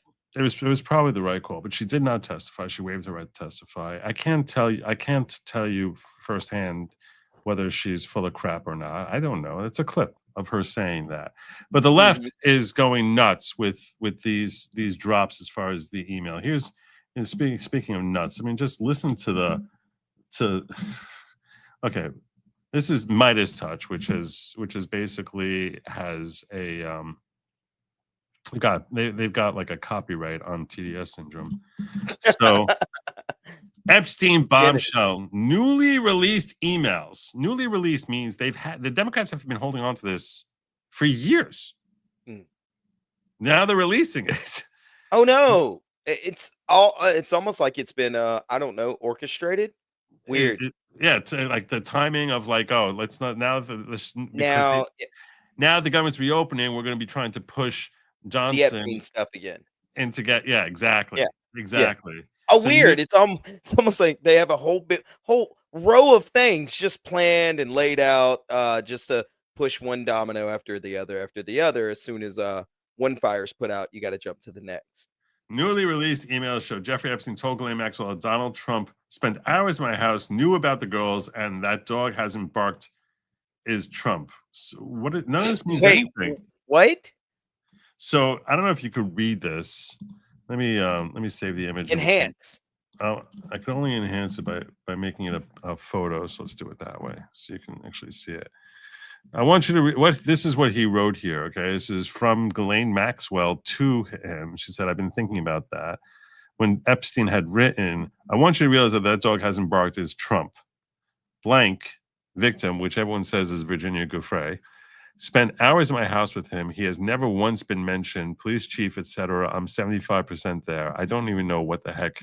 We don't even know what the hell that means. Oh, nonsense! This is gibberish. It is gibberish. It is 100% gibberish. But they think that this is you see, he was with Virginia Giuffre. All right, so okay. Let's. I'm going to save this one. We're just going to open these up one at a time here. So this is email number 2. Direct correspondence between Jeffrey Epstein and Michael Wolff. Victim Mar-a-Lago. Trump said he asked me to resign. Never remember ever. Of course, he knew about the girls as he asked Ghislaine to stop. So yeah, he knew about the girls and he told her to stop. What part of this is bad? Virginia Giuffre. Those of you who are not new, those of you who are unfamiliar with Virginia Giuffre's story, this came out during the Ghislaine Maxwell trial. She was working for Trump for his club. And Epstein spotted her. He came by Mar-a-Lago, spotted her, sent Ghislaine over to and basically picked her up that way. But she was first working for Trump, and he basically plucked her out and said, "Hey, I want you to, I'll get you more money if you start doing what I want you to do." So the fact that he knew Virginia Giuffre is not remotely surprising. And yeah, so none of this here says, so this could be whatchamacallit. I met him at Mar-a-Lago. Why are you crossing out this much? It wouldn't be Mar-a-Lago in the middle of a sentence. Like, where'd you meet Virginia Giuffre? Virginia Giuffre, Mar-a-Lago. Trump said he asked me to resign. Never remember ever. Of course he knew about the girls as he asked Ghislaine to stop. So what part of this is bad? He asked Ghislaine, he said, Ghislaine, please, would you stop bringing these women to Mar-a-Lago? When he heard about, he's like, I don't want you doing that crap. He maybe wasn't going to the police over him, but he's like, I don't want you. I'm not cool with this. I want you to stop. Somehow they're saying that makes him a pedo. See, this is him saying, I'm not down with what Jeffrey Epstein is doing to me. So I don't. This is actually this is just reeks of desperation. This is, if anything, helps, and this makes Trump look good. I think so. But and then we have the third one, and that's this one here. Let's pull this up real quick. Direct correspondence between Jeffrey Epstein and Michael Wolff. I think you should let him hang himself. This is from 2015. This is before he's president. Good Lord. and he was going to he was going on some interviews, you know, building up to it. Because the question is, what if it's responding to? I hear CNN planning to ask Trump tonight about his relationship with you, either on air or in Scrum afterwards. And he said, I think you should let him hang himself. If he says he hasn't been on the plane or to the House, then that gives you a valuable PR and political currency. Okay, you can hang him in a way that potentially generates a positive benefit for you. Or if it looks like he could win, you could save him generating a debt. Of course, it's possible that when asked, he'll say Jeffrey is a great guy and has gotten a raw deal and is a victim of political correctness, which is to be outlawed in a Trump regime. What part of this is looking bad for Trump? I don't even understand what the hell they're talking about. I mean, anything that involves Trump's name being related to Jeffrey Epstein is a bad look. It doesn't matter how well it is, like how well it's written, perceived, whatever. Him being tied to Jeffrey Epstein in any way in the public, because the public's not going to read these. The general public's not going to look at this. Somebody like you, me and my friend Salty were talking about the Epstein stuff last night. We'll look into it, but the general public's just going to hear the headline Trump, Epstein, and then they're going to be thinking he's a pedo. That's wherein lies the problem. Spot on. Yeah, this is a matter of just splashing their names together in headlines. Yes. Yep. And trying to generate innuendo to make the public think that he's some terrible person. Exactly. That's all this is. There's nothing in these emails which even really looks bad. Mm-hmm. And they did it with these emails, I think, on purpose, because they are gibberish. If you read them, you go, well, how do you have to decipher crazy person, and you go, wait, what are they even saying? And do I know which way the direction's actually going on this? So it doesn't matter, even if they do get somebody to read it, you know? So yeah, and I think there's 2 points. I think there's ultimately 2 points in this whole thing. One is they want to try and pressure Mike Johnson to whatchamacallit. They're trying to, pressure Mike Johnson to release the Epstein files, which I think the Epstein files. What's your opinion about the Epstein files? Why they were not released? I don't know if I've ever talked to you about that. I really, at this point, I don't know. I really don't. At this point, release them, get it done, get it over with.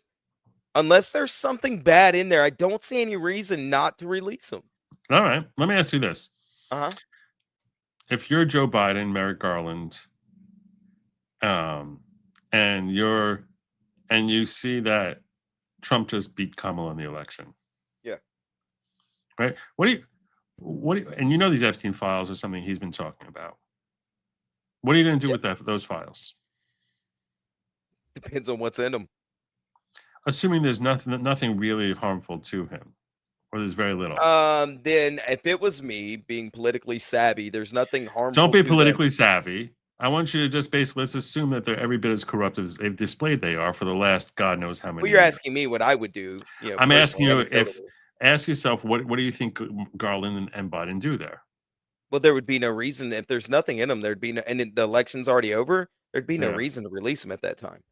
But my question is, if there was something bad about Trump, why would it not be released years earlier? Because it may be something bad about them too. Oh, so you're saying they're trying to protect themselves? Yeah.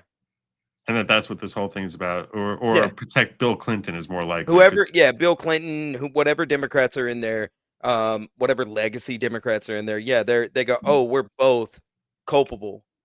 That's the only reason for them not to release it. The moment Trump got shot, within a couple weeks after that, if he was burned in these files and they weren't, I would have released. I'm going to respectfully submit to you that you are wrong.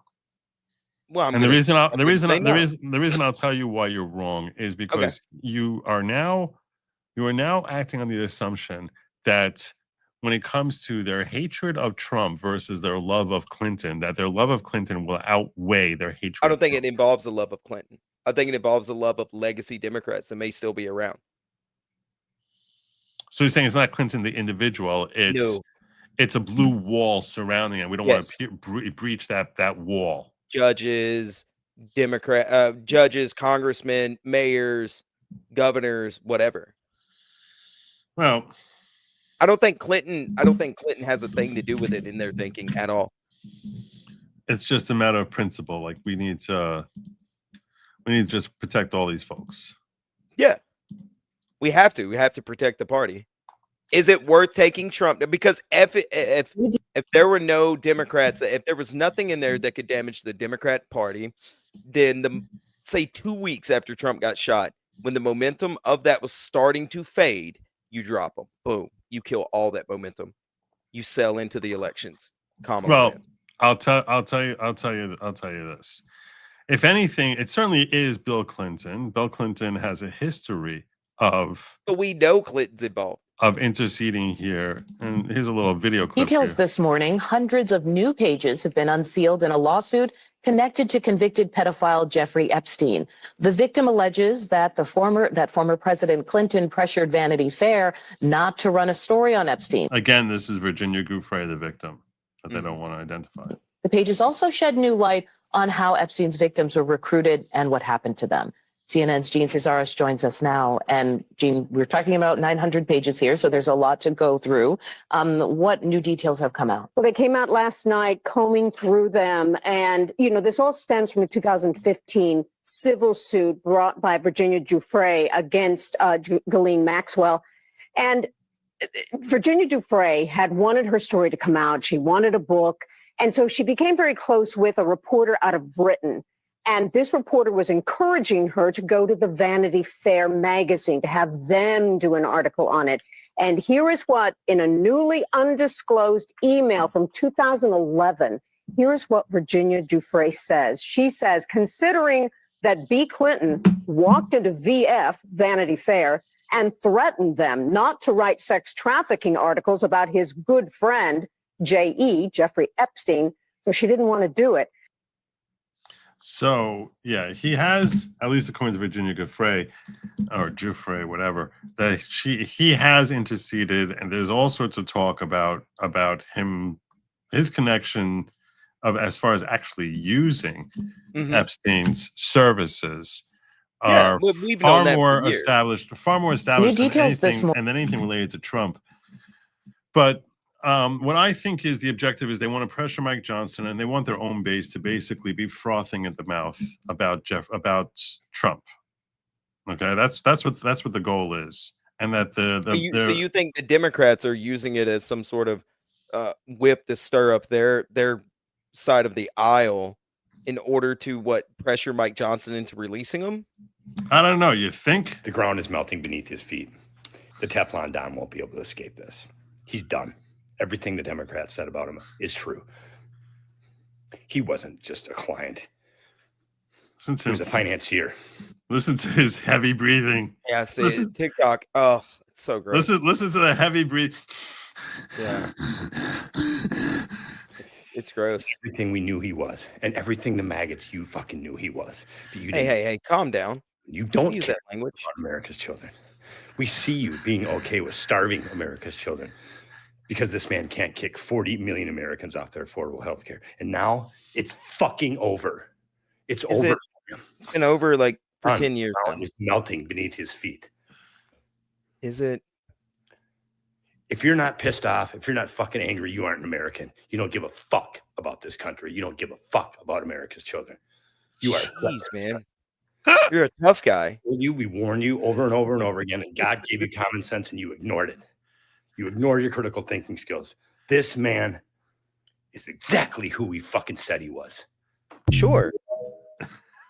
Good night, man. But their base, their base is already frothing at the mouth. They're frothing at the mouth when he had a Coke button, a Diet Coke button on his desk.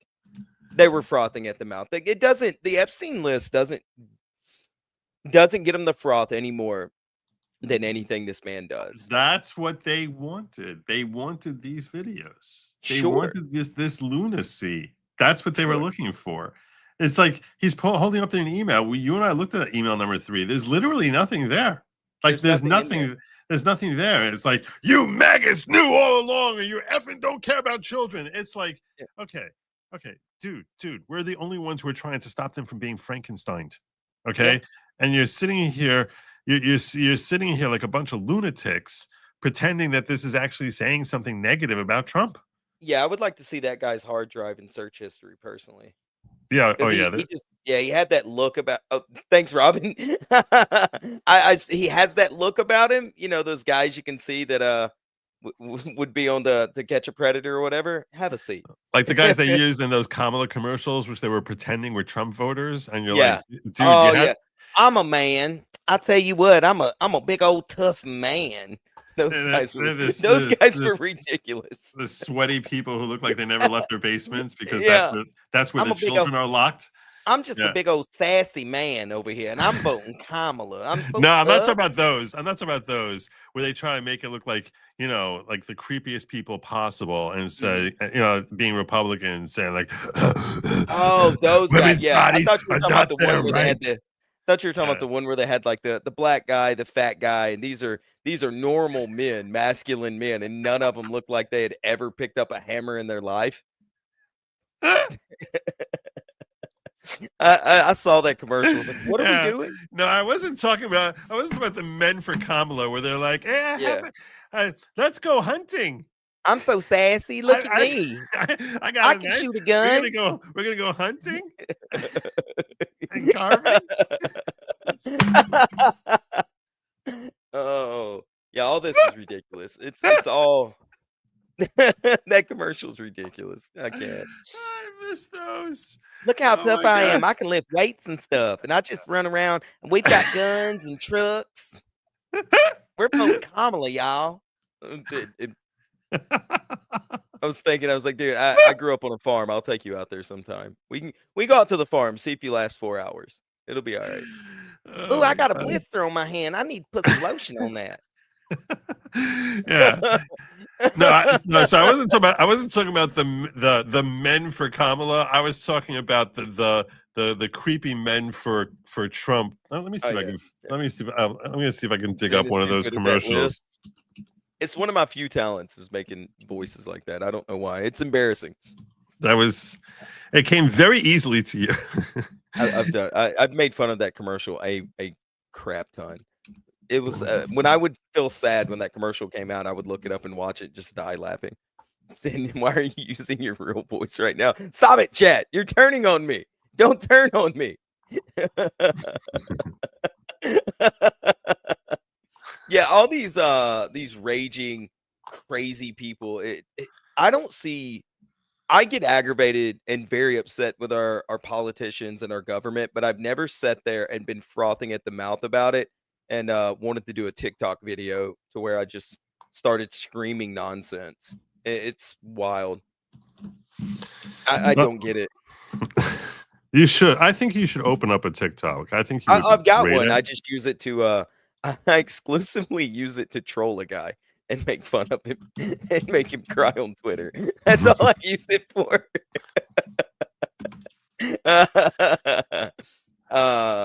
I've been asked to do it before, but I might actually start using it and talk politics. Who knows?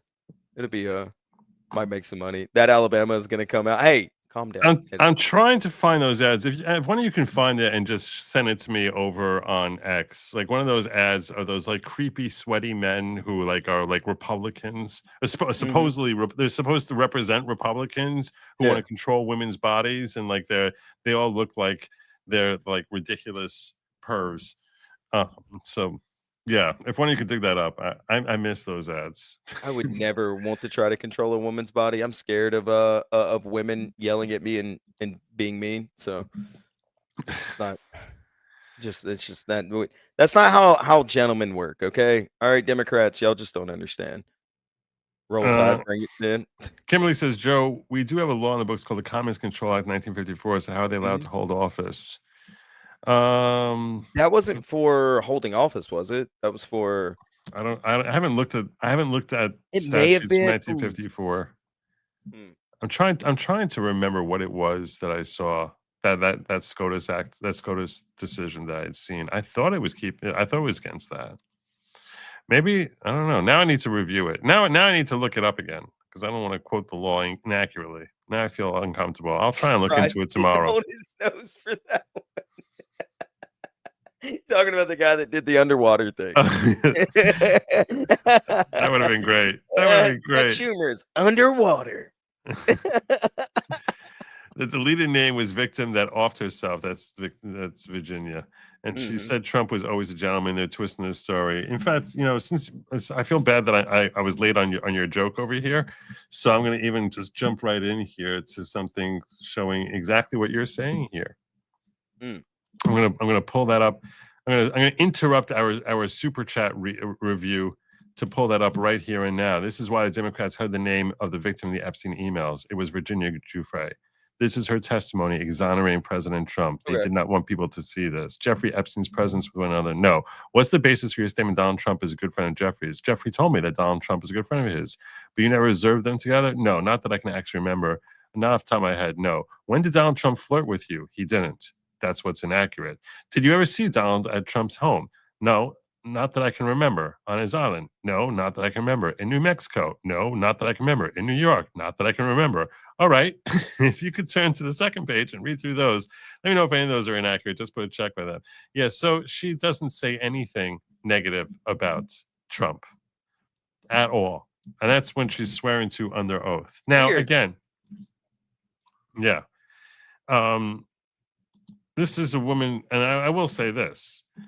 Her credibility is a little more sus than most. And I brought this up.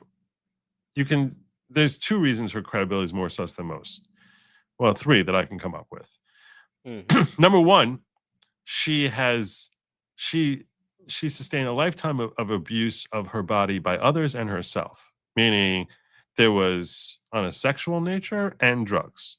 So this we know that she was self-abusing and the impact that has on her memory. It's unfortunate, and that doesn't mean we should never trust a woman who's a victim of abuse. Quite the contrary.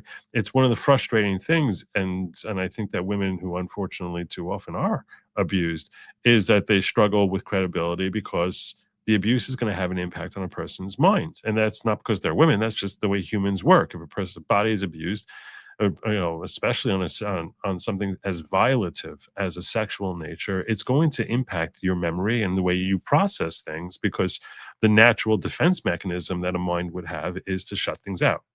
And when you're doing that, to just recollect exactly who's doing what and when and where becomes far more difficult. So that's a general problem that every sexual abuse survivor has, but it becomes that much worse when they're also taking drugs, which they likely take drugs to help numb the pain, or because of other habits, or the drugs are what lead them into getting abused in the first place. The drug hookup leads them to it most of the time. That's why there's such a common marriage between drugs and abuse. And so for these reasons, I'm just saying we can't ignore the impact that has on her. Second of all, she had a financial interest in expanding how many people victimized her, right? This too is something that is a frequent problem that many survivors have. And again, I want to be crystal clear here. That doesn't mean that we should distrust survivors. No, I don't think that we should. I don't think we should distrust them. What I'm saying is we sort of need to parse out. What can we really substantiate if we're going to hold someone criminally accountable? That's just what we have to do. Because, we need to know that we're punishing the proper person. I want the proper people punished, and I don't care who the perpetrator is, whether it's someone I might align with and like in a context outside of their abuse, or someone I despise. I don't want the wrong person held accountable, and I don't want the right people to walk free. But that's why on a civil level, you have to have a majority, and, there's different standards of what levels of proof we need. And the credibility factor, particularly when it comes to criminally looking at how we view them criminally, it's going to be more of a difficulty. It's a chore that we have to be positive that we're punishing the right person for the acts that they actually committed, and be positive that beyond a reasonable doubt. But the third thing is that she's fluctuated her story. This is individual flaw in Virginia Giuffre's testimony. She's not been a consistent storyteller. She's told her story over many times, and sometimes she says that this person was involved, sometimes she says this other person was not involved, and she vacillated so many times during the course of her life, perhaps motivated financially, perhaps because of money issues with her memory, perhaps because she was pressured by someone. You don't know if she was doing it because she wanted to vacillate, she couldn't remember what she was doing, or she felt forced to change her story. But for one reason or another, the story changes. And when a story is changing and evolving, like Dershowitz, that she was saying, he definitely harmed her, and then she publicly retracts all that and says he never did anything to her. So this is telling you that this is someone whose credibility in general, you sort of has to be a little bit more sus than even someone whose memory and who's dealing memory and drug issues, because the standard abuse survivor. You see what I'm saying? Like, she's more sus than a typical survivor.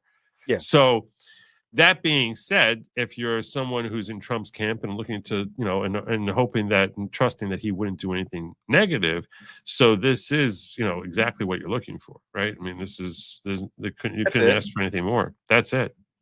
And if anything, you would think she'd be motivated to try and name as many people as possible, especially someone wealthy like Donald Trump. So I believe this deposition came from 2015. This is before he's president, and so he's not like a powerful figure in that sense. He's powerful, like, financially and celebrity wise, but he's not powerful as far as being president. So that could be some pressure. His significance as a celebrity and his influence on the world in that stage, but he wasn't president. And he can't change the nature of his celebrityhood that he had since he was a child. So, yeah, so if you're a Trump supporter, that is pretty much the holy grail for you, right? Yeah, I think so. I did a bit of rambling there. I sort of was. I'll let you go with it, man. Yeah, I got you. Yeah, you did a little circle, but it's okay. You're fine. You did all right. You're a professional. I'm doing my best. To me, it sounds like Jeff is trying to weed out a mole and dismissing Trump. Remember when Johnson said Trump was a confidential informant? Yeah, it could be. That's what's happening there. Where are we at, by the way, on we're an hour and 36 in. I need to check. We are 12. We are 12 out of away. 15. 12 out of 15. 3 away from meeting the tonight's goal. 12. We're 3 away from meeting tonight's goal. That's very impressive. Good. Good. And I'm right on schedule as to where I want to be with our coverage. So we're doing really well. I just want to publicly compliment Sin, because the first 5 weeks he was here, I felt it was a little weak, but tonight his game has definitely elevated. Really? Tonight? Okay. All right. I'm glad you told me 5 weeks in. I was really sitting there on my hands and going, I don't know what I'm doing here. No clue. I'm just on edge. Now my game is elevated. Thank you for acknowledging that. You're doing impressive work tonight. You know what, chat? If I'm doing a good job, look, there's something you could do it's free. You don't have to do anything. And if I don't tell you, Joe's going to call you fat and lazy. It's what he did last week. There's a little thing at the very top that's a like button. And you could just, slide up there. It's a thumbs up, and you could click that. And we're only at 274. We've got like almost 700 people watching.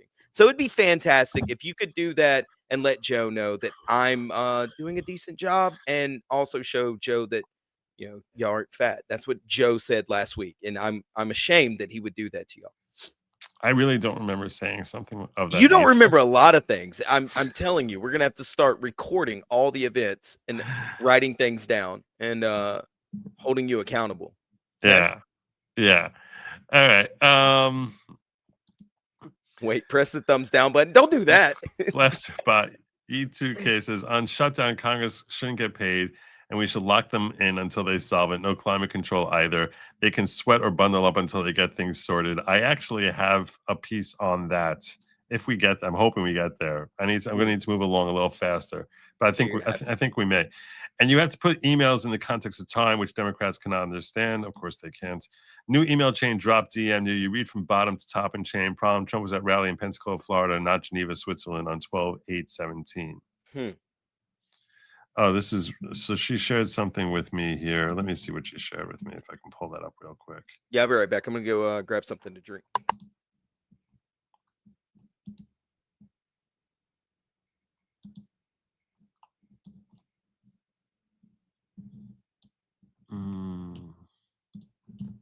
All right, I'll pull this up.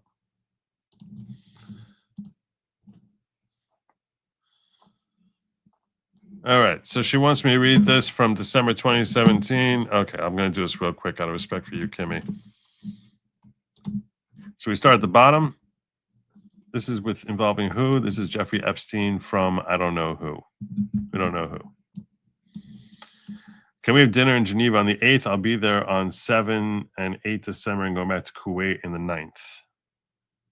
At the moment, I was flying to Paris on the 8th. I can leave early and get to Paris by 8:30. If you like to meet there, Geneva, difficult to fly at night, or lunch Saturday in Paris. Of course. Why is this email blocked out? Very well. Just send me the address again and the code to the door so I can get around the second floor and send me the day and time. Sorry, that's 2512 for the gate.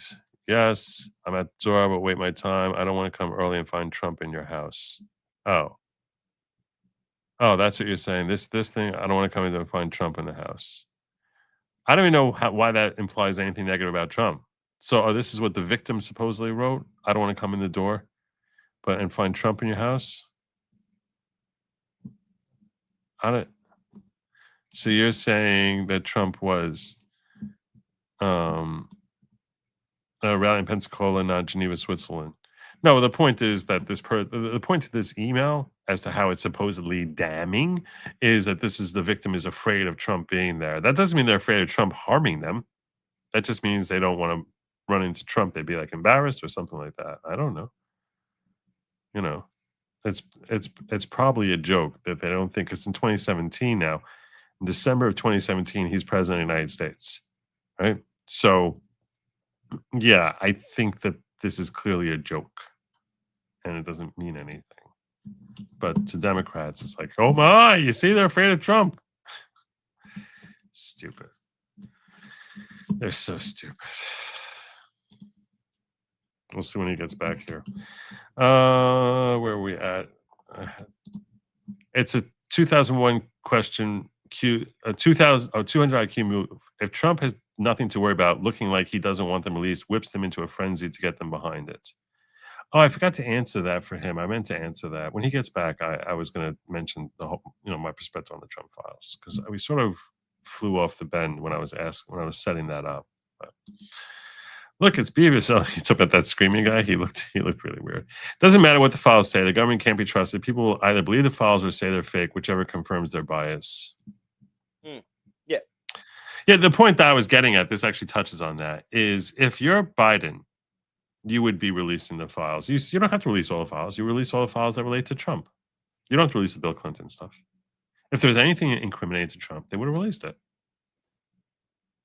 There was nothing. I don't disagree. So unless whatever you have on Trump is so thin and empty and over time disprovable that you certainly don't want to bring charges or whatever. But what you might do is you might leave a landmine in there of all these different bogus reports and claims about things that never actually happened, which incriminates Trump. And this way, when everyone's screaming, release the files, so he's basically stuck. What do I do with this now? If I release these files are crap. These files are basically saying that while I was in the White House, I had Jeffrey Epstein sitting here next to me and we were snorting coke while, and hanging out with 12-year-olds. Like that's what let's assume Merrick Garland put crap like that in his files. Now everyone's screaming, release the files, and you're like, this is all stupid. I never did any of these things. So now what are you going to do? You release the files? If you're Trump, what do you do? Yeah. I don't know. I mean, at this point, as long as there's nothing incriminating to me, I would hold it until the election start. Then I would release them. You're saying until 2026? Yep.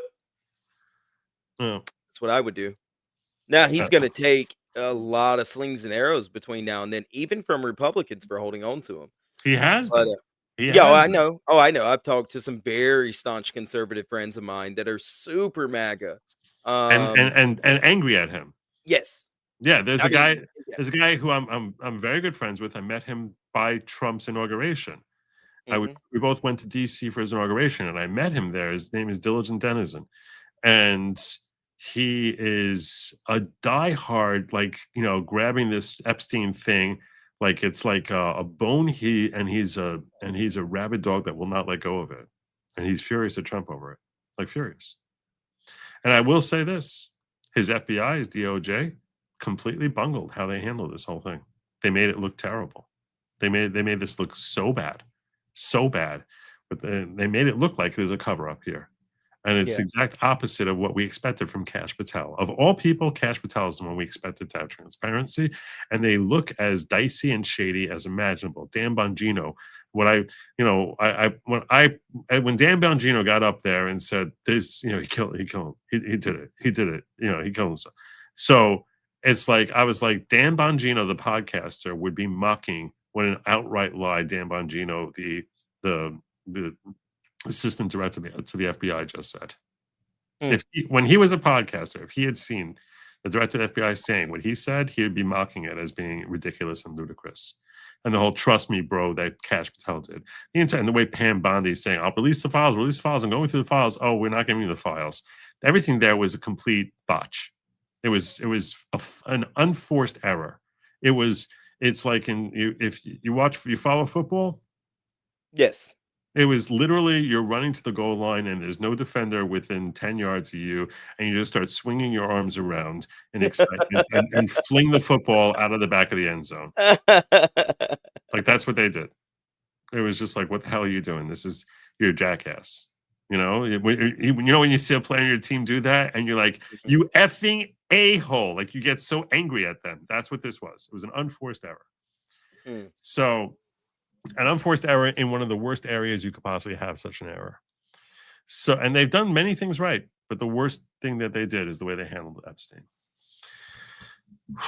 Anyway, Vivian James wants us to have an extra hour of you giving dating advice. So she's saying, "Hi, Boomer." I think she's talking to you. I know I'm in my 30s, so definitely not a boomer. I am a millennial. So yeah, you try wearing that with pride.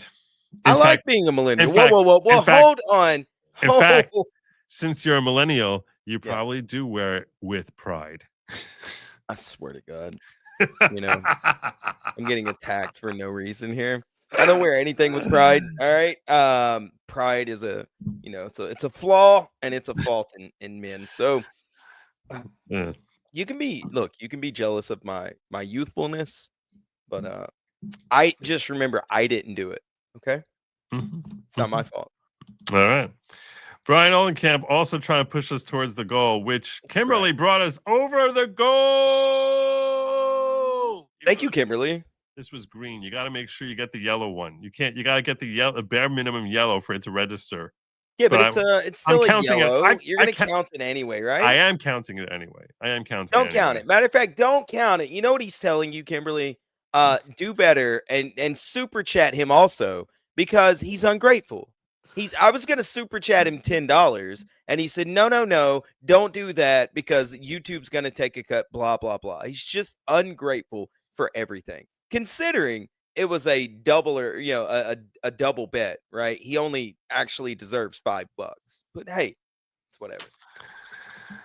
Fine, since Sin is bringing his A game, let's hear his advice. Definitely not for the purpose of mockery.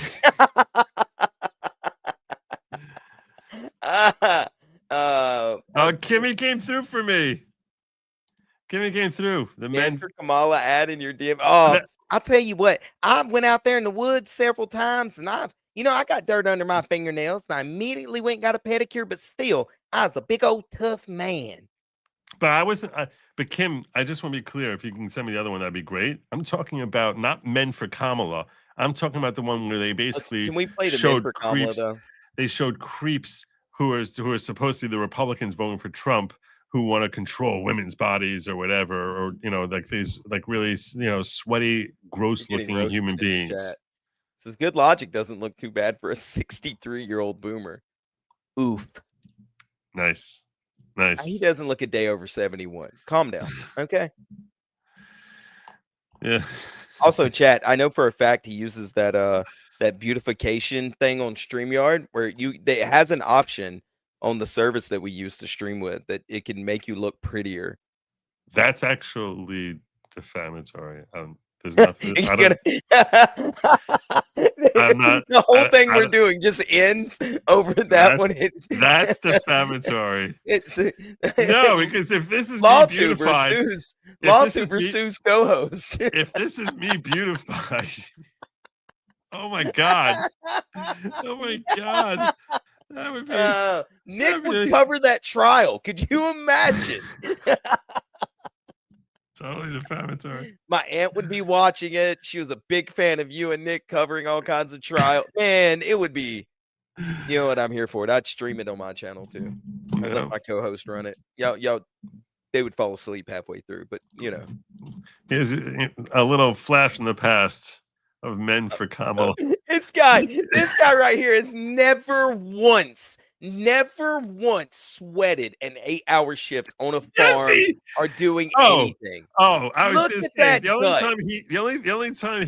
time he sweated is if he saw an all-you-can-eat buffet that was This 100 man- that was 100 yards away. This man would sweat in a freezer. What are you talking about? Oh my god. Oh no! All over This law is- and crime. Yeah. This is good. Here we go. Here we go. I A love nice combo. flashback. I'm a man.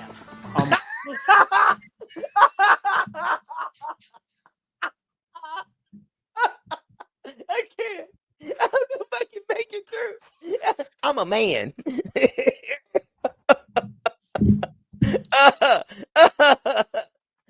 Big old sassy man.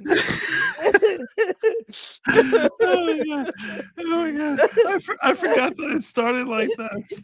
Oh, that's such a perfect opening. Like we're gonna give you a whole bunch. You know why it's so perfect? Yeah. Ladies, the reason it's so perfect is because everything in this ad is things no man has ever said, including the words, I'm a man. I'm a man. I'm a man.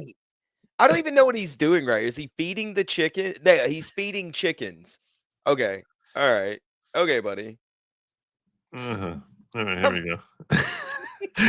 Are you gonna be able to get through it without like exploding laughter so we can hear it? I think Do so. you have to mute yourself? I'll mute myself just a little bit. Okay. I'll hold back. So maybe turn your audio down a little bit so we can. I'm a man. I'm a man. I'm a man, and I'm man enough. I'm man.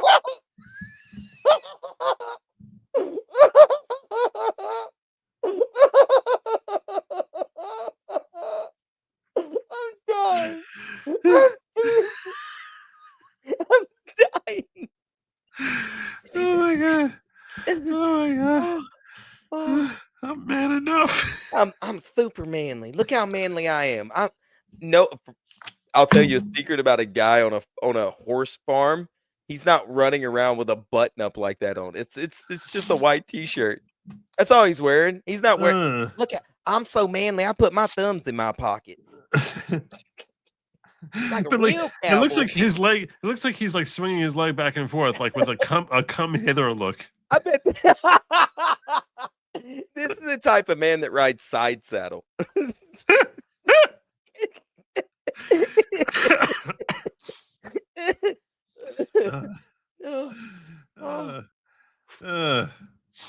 I'm man enough. I'm man enough to enjoy a barrel-proof bourbon. Neat. Man enough to cook my steak. Look at that guy. Stop it. Quit it. Quit it. I can't. We're 9 seconds.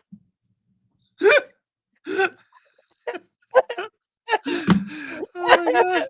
I forgot this guy. I forgot this guy. Oh, I totally forgot this guy. I don't know any grown man other than Drex that wears a hat like that, by the way. What is this position he's in? Look at his I've never seen a man sitting in this position. I have never seen any man sitting in this position ever. Not once. Not in my whole entire life. Oh my god. All right. Man enough to cook my steak rare. Man enough to deadlift 500, then braid the out of my daughter's hair. You think I'm afraid to rebound? to deadlift 500 and braid the crap out of my daughter's hair. What? I think this guy's afraid of a treadmill. That's for sure. Oh my god. Oh, my god. All right, we're gonna make our way through this. I hope so. Yeah. You think I'm afraid to rebuild a carburetor? I eat carburetor for breakfast. I eat the carburetor for breakfast. I can tell. Yeah. Stop eating car parts, Yeah, fat boy. Seriously, he like wraps it in cheeseburgers. Try And he to just- get fasting. How about don't wraps- eat breakfast? He wraps it in cheeseburgers and then goes whole hog on it.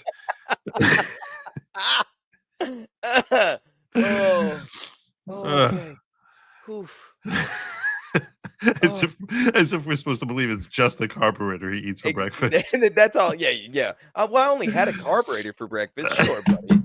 This guy's so big, the cowboy hat has stretch marks. Calm down. I ain't afraid of bears. That's what bear. I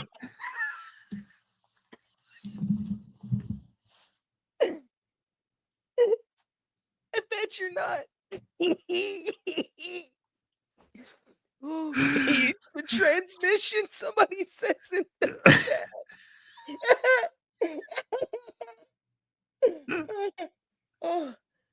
Oh man. No, but what's funny is I've watched enough Always Sunny in Philadelphia to know that when a man says that he enjoys bears, he should be. He probably is sitting in that position. That's what he said. Oh my gosh. You're afraid of bears? That's what bear hugs are for. I'll tell you another thing I sure as shit I'm not afraid of. Women. Wait. Okay. Also, don't point at me, pal. That's if you were a man, you wouldn't be pointing at people. That's what Mitt, you don't point at me. Don't you do that. Oh my god. How did she lose? I'm not afraid of women. I'm not afraid of women. They want to control their bodies? I say go for it. Pause. That guy's not allowed around women legally. That's that bald-headed old guy. I'm not allowed around women. There's like the representative of the female race got a restraining order on that too. I have 7 restraining orders on me. I can't be within 300 yards of a school.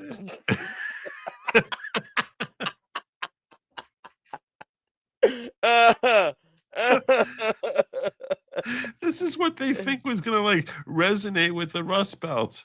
Oh yeah, I saw this and I went. First of all, they're filming in California. This is all California, and all of these guys are actors. And why?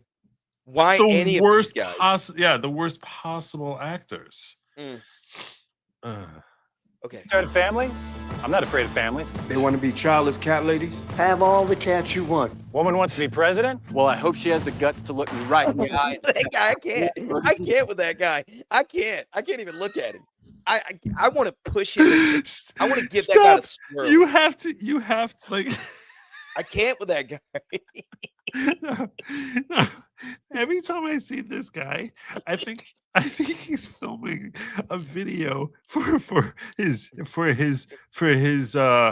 bio on a gay dating site. Every word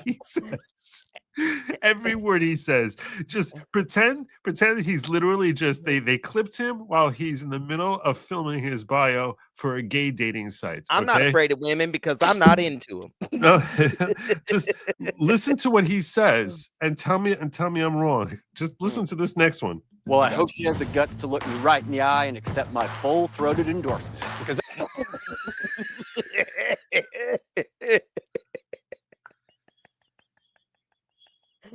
tell me I'm wrong. Tell me I'm wrong. Like they chose the words for this guy just to make it clear to like the lefties. Like, hey, this one's the is the gay guy, right? That's full-throated endorsement. Oh my god. I'm man enough to support women. Man enough to know what kind of donuts I like. man enough to admit I'm lost, even when I refuse to ask for directions.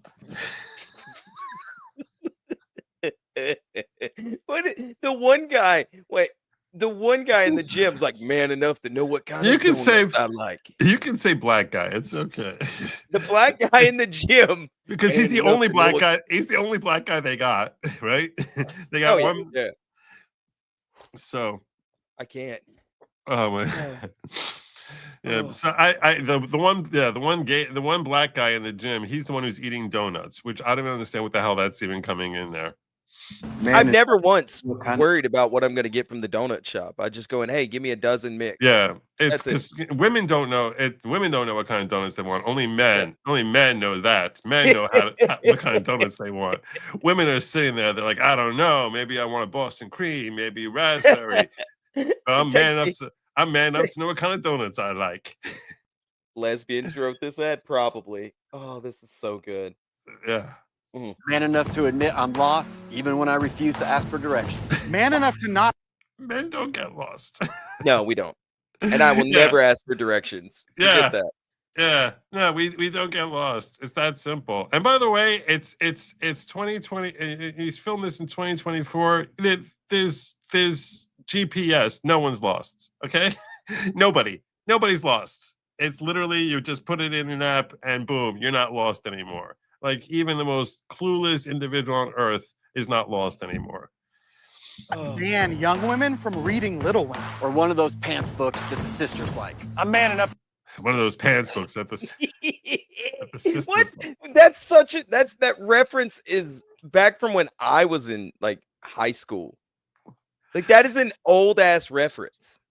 What are we? Oh man. I can't. These guys, they are so exhausting. Donut hole puncher. I said it down for you. To raw dog a flight. What? To raw dog a flight. That was a meme going around back then. What where is you didn't that? have any books, any music, nothing to distract you. You just flew. You didn't look at your phone. You didn't play any music. You didn't do anything. You just got on the flight, and it was you and your thoughts. Okay. That was a meme going around back when this commercial came out. I never saw that. I'm man enough to raw dog a flight. It sucked. Not I worth bet he's man enough to raw dog the a couple emotional things. Oh man. Oh God. I'm man enough. Wait, what was that? This guy's supposed to be married? It sucked. Not worth it. I'm man enough to be emotional in front of my wife. In front of my kids. Wait, what? My horse. He's man enough to get emotional with his horse. No, don't do that. That's not that's illegal. As if this guy has a horse. Maybe that's like a nickname he has for his boyfriend. I don't know. I'm man enough to Let's see how much of this guy's man. tell you that I cry at Love Actually. Good Will Hunting. I bet you cry when they're out of things at the buffet. What are you talking watching? about? Why are you watching Love Actually? Oh man. I don't know if I've ever met a man who watched Love Actually. West Side Story. That and Predator. And I'm sick of so-called men domineering, belittling, and controlling women just so they can feel more powerful. How did she lose? How did she lose? I can't figure it out. I really, when I saw this ad, I think I told my friends in Discord, I was like, it's done. This is $1.5 billion of genius right here. Pure genius. That's not how my mom raised me. I love women. I love women who No, you don't. No, you you don't. really don't. Stop lying. You really don't love Sir. women. That guy does not love. Sir, you don't enjoy women at all. Stop it. Is that thing behind him supposed to be like a horse? Because I'm not supposed to be. I haven't seen it move yet. No one's seen it move. You ever seen a horse sit there and its tail not move or not do or it anything? doesn't like shift a little bit. Like it's just always shifting on its feet a little bit. Like, you know. Oh, I bet you they put the other guy in the cowboy hat. They put a saddle on him and told him to stand still.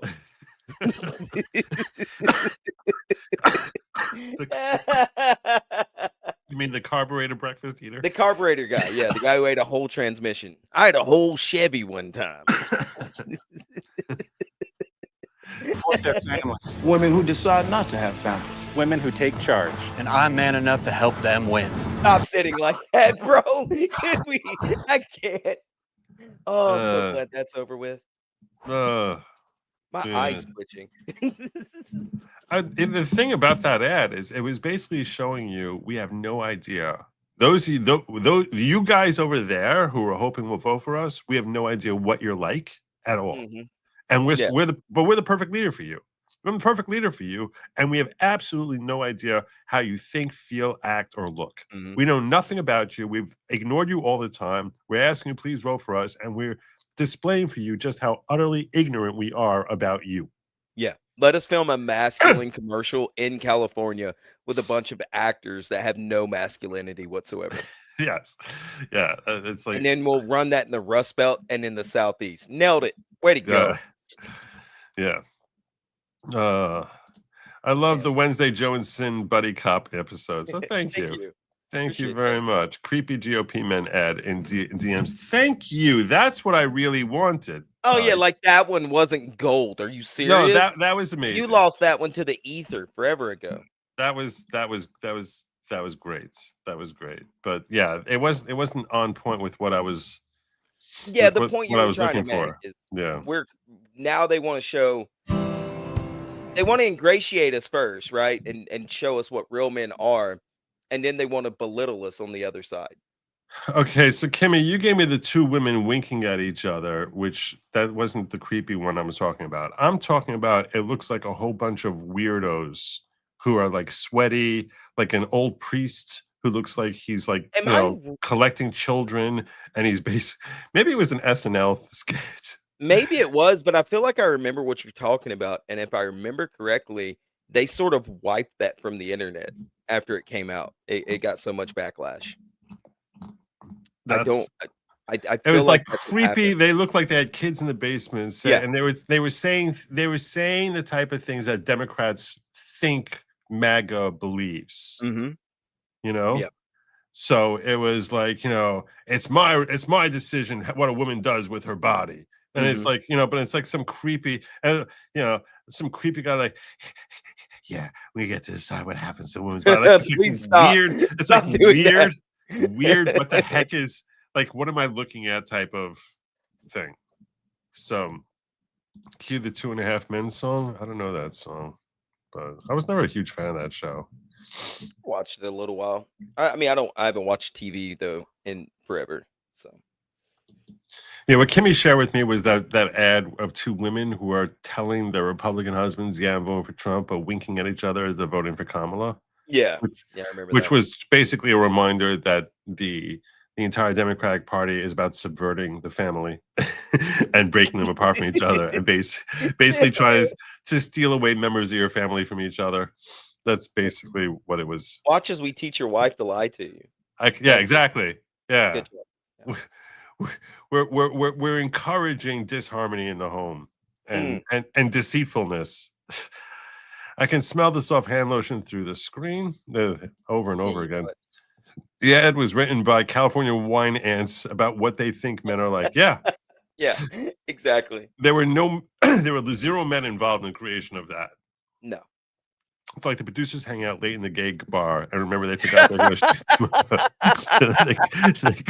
they cast Last Call in the bar. You. And you. Let me we'll put you in the gym. We'll put you in the gym. Let me run and take Cody out right quick. I'll be back. Yeah, sure. We'll give that one a cowboy hat. We're good to go. Just put cowboy hats on all of them. That's great. I'll be right back. Then they'll be real MAGA. Oh my God. And then we'll show they're manly men. They're very, very manly men. Oh my God. Those are great. Those are great. All right. I didn't even get to. I had. There's a couple other things that I wanted to show you with respect. Oh, so this is another clip as far as what they're saying. This shows you how bad things are getting for Donald's. So let's give you all the terrible. Let's give you all the terrible. This was Jeffrey Epstein sent this email to someone saying, "You see, I know how dirty Donald is. Okay, my guess is the non-lawyers, New York biz people have no idea what it means to have your fixer flip."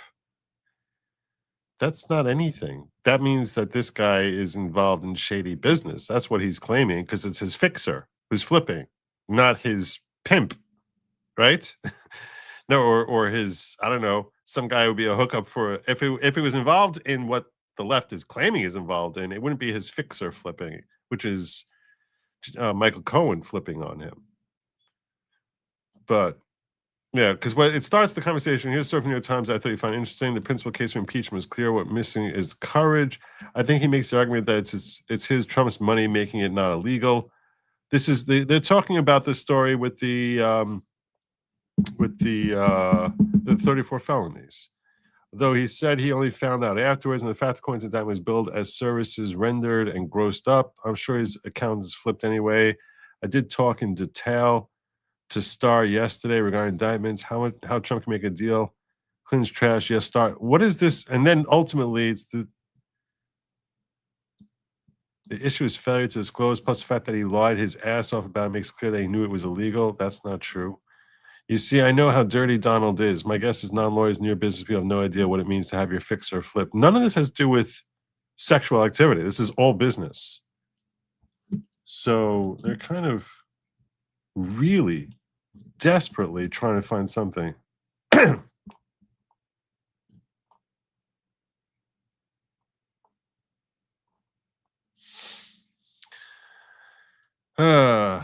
And this is true. Donald Trump met with Bradley Edwards, the attorney representing several Epstein victims, for hours in 2014 to provide useful information to aid the investigations. So they're really just very dark and twisted and desperately trying to find something on him. But that doesn't, it's not stopping them from lying. Here's Garcia. Let's see what he can try and drum up here. This is one of the House Democrats who helped release this. Congressman, when did you get this information? We actually just received all of these emails, a total of about 23,000 documents, actually a few days ago, so last week, and we've been going through, our team, of course, through all of these very carefully over the last few days. Why didn't you release one which implies that he's a pedo, if that's what you're claiming he is? Some today. We'll be releasing additional documents likely later today. The important thing here is that we know, and we've been demanding, that Donald Trump and the DOJ release the full Epstein files. In what's been released today, which obviously is some quite serious, I think, connections between what Donald Trump may have known. There's communication between Jeffrey Epstein and Ghislaine Maxwell, obviously making some claims about Donald Trump's Nothing about him actually doing anything. spending significant time, hours, with possibly one of the victims. There's also That's a claim that Jeffrey Epstein made, which doesn't even, and that victim said he always acted like a gentleman to her. And also, she swore under oath that she didn't remember ever meeting him. disturbing emails there about Trump and Jeffrey Epstein. The people can read for themselves. I think what's important right now is that we want to know why Donald Trump spent the entire campaign saying that he would release the files. And now that he's in the White House, there is a massive cover-up going on. I want to know why they didn't care about it until Barack Obama was implicated for Operation Crossfire Hurricane. That's what I want to know. Convenience. You didn't care about the survivor's truth until Barack Obama was a major news story that he basically committed, arguably, a conspiracy against the United States of America.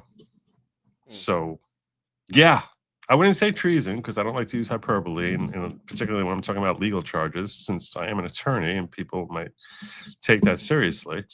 And I don't think it's legally treason what he did, but it was conspiracy, in my opinion, it was conspiracy against the United States of America, what he did to set up that fake intel report, and that he doesn't have immunity for it.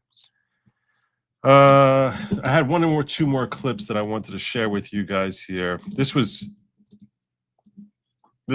oh, okay, I think she found it. I think she found it now. Yes, she did. The Democrats. So I don't want to go. This is the ads. She found it in the damage report. Oh, okay. Like recovering it. So I don't want to go through this whole thing. I met this guy once. What's his name? Evan, I think. Or I've seen him. I don't know who he is though. He's on Tim Pool a lot. Yeah. Oh, what's his name? John. Is it John Idarola? I don't think. Maybe it's not him. No, it's the other. It's another guy who looks like him. It's another white bread guy. He says starts 20 seconds in. Yeah, here it is. PAC won't pack down has an ad that I think highlights it even better. Us MAGA Republicans banned abortion, but that's just the start. That's just the start. If Trump gets elected, we want the government involved in all aspects of your sex life. What the? You never saw this? I forgot how bad this was. Yeah, yeah. That's what I'm saying. This, oh man. This is the insanity. And then you think about it, it's like, wait, so these people are all making commercials for Kamala because these people are actually Kamala supporters. Yeah, and none of these guys look like MAGA people at all. So. Not a single MAGA person. Not a single.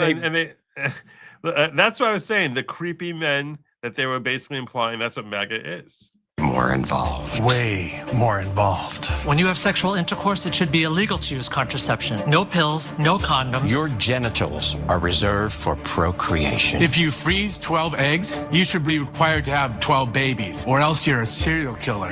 And I'm definitely not a serial killer. Are you? My son monitors my porn usage to make sure I'm not self-pleasuring. Just like Speaker of the House Mike Johnson. Actual hell. You can look it up. Don't you think that's normal? Yeah. It's normal for your son to do that. You should have a family member monitor your porn use too. Because pleasure. Or just don't use porn. Very naughty. I'm voting in November. I'm voting in November. We're all voting in November. Are you? Because what happens in your bedroom is up to me. Is up to me and my son. Also, mouth stuff is a sin. A storm is what? That's what they think. That's what they think that. That's what they think that their fans, their base, understands about MAGA. Right? In other words, what they're really telling you here is that this is a portrayal of MAGA that will resonate with the typical Kamala supporters. Like, yeah, that's what they are. No, Jesus, man. That's and they probably have a better idea as to what their supporters think of MAGA. Yeah. Than you or I have. Of course. So in that sense, it's almost chilling that this is like what they're putting out there, that they think that they're crazy millennial lunatics, like look at MAGA, like that's, oh yeah, that's totally like what MAGA is. But you can almost nail a conservative person when you pass them on the street. You can almost look at him and go, yeah, that guy's most likely a conservative. None of those guys. None of them. Every one of them, I would have said that that's a Democrat. Yeah. Every one of them. Yeah. Yeah. Yeah. But my point is that it's insightful in showing us what many of the lunatics on the left think MAGA actually is. Yeah. They're like, oh yeah, that's totally MAGA. So gross. Yeah. Gosh. They've been poisoned against us. They really have. Go to the woods, get a murder cabin and a puppy. You'll be fine. I promise you. I've been doing great. Yeah, and this is the last thing that I have here on this video before I get to the comments, and I need to move. We need to move along fast because we need to, man. I'm gonna be here all night. Yeah, we're gonna be here all night otherwise. So this is Tim Burchett, who's he looks like he should have been in that commercial. He's actually Republican. I mean, look at the way he's doing. So what is this freeze frame? Can we tell these guys to stop doing this?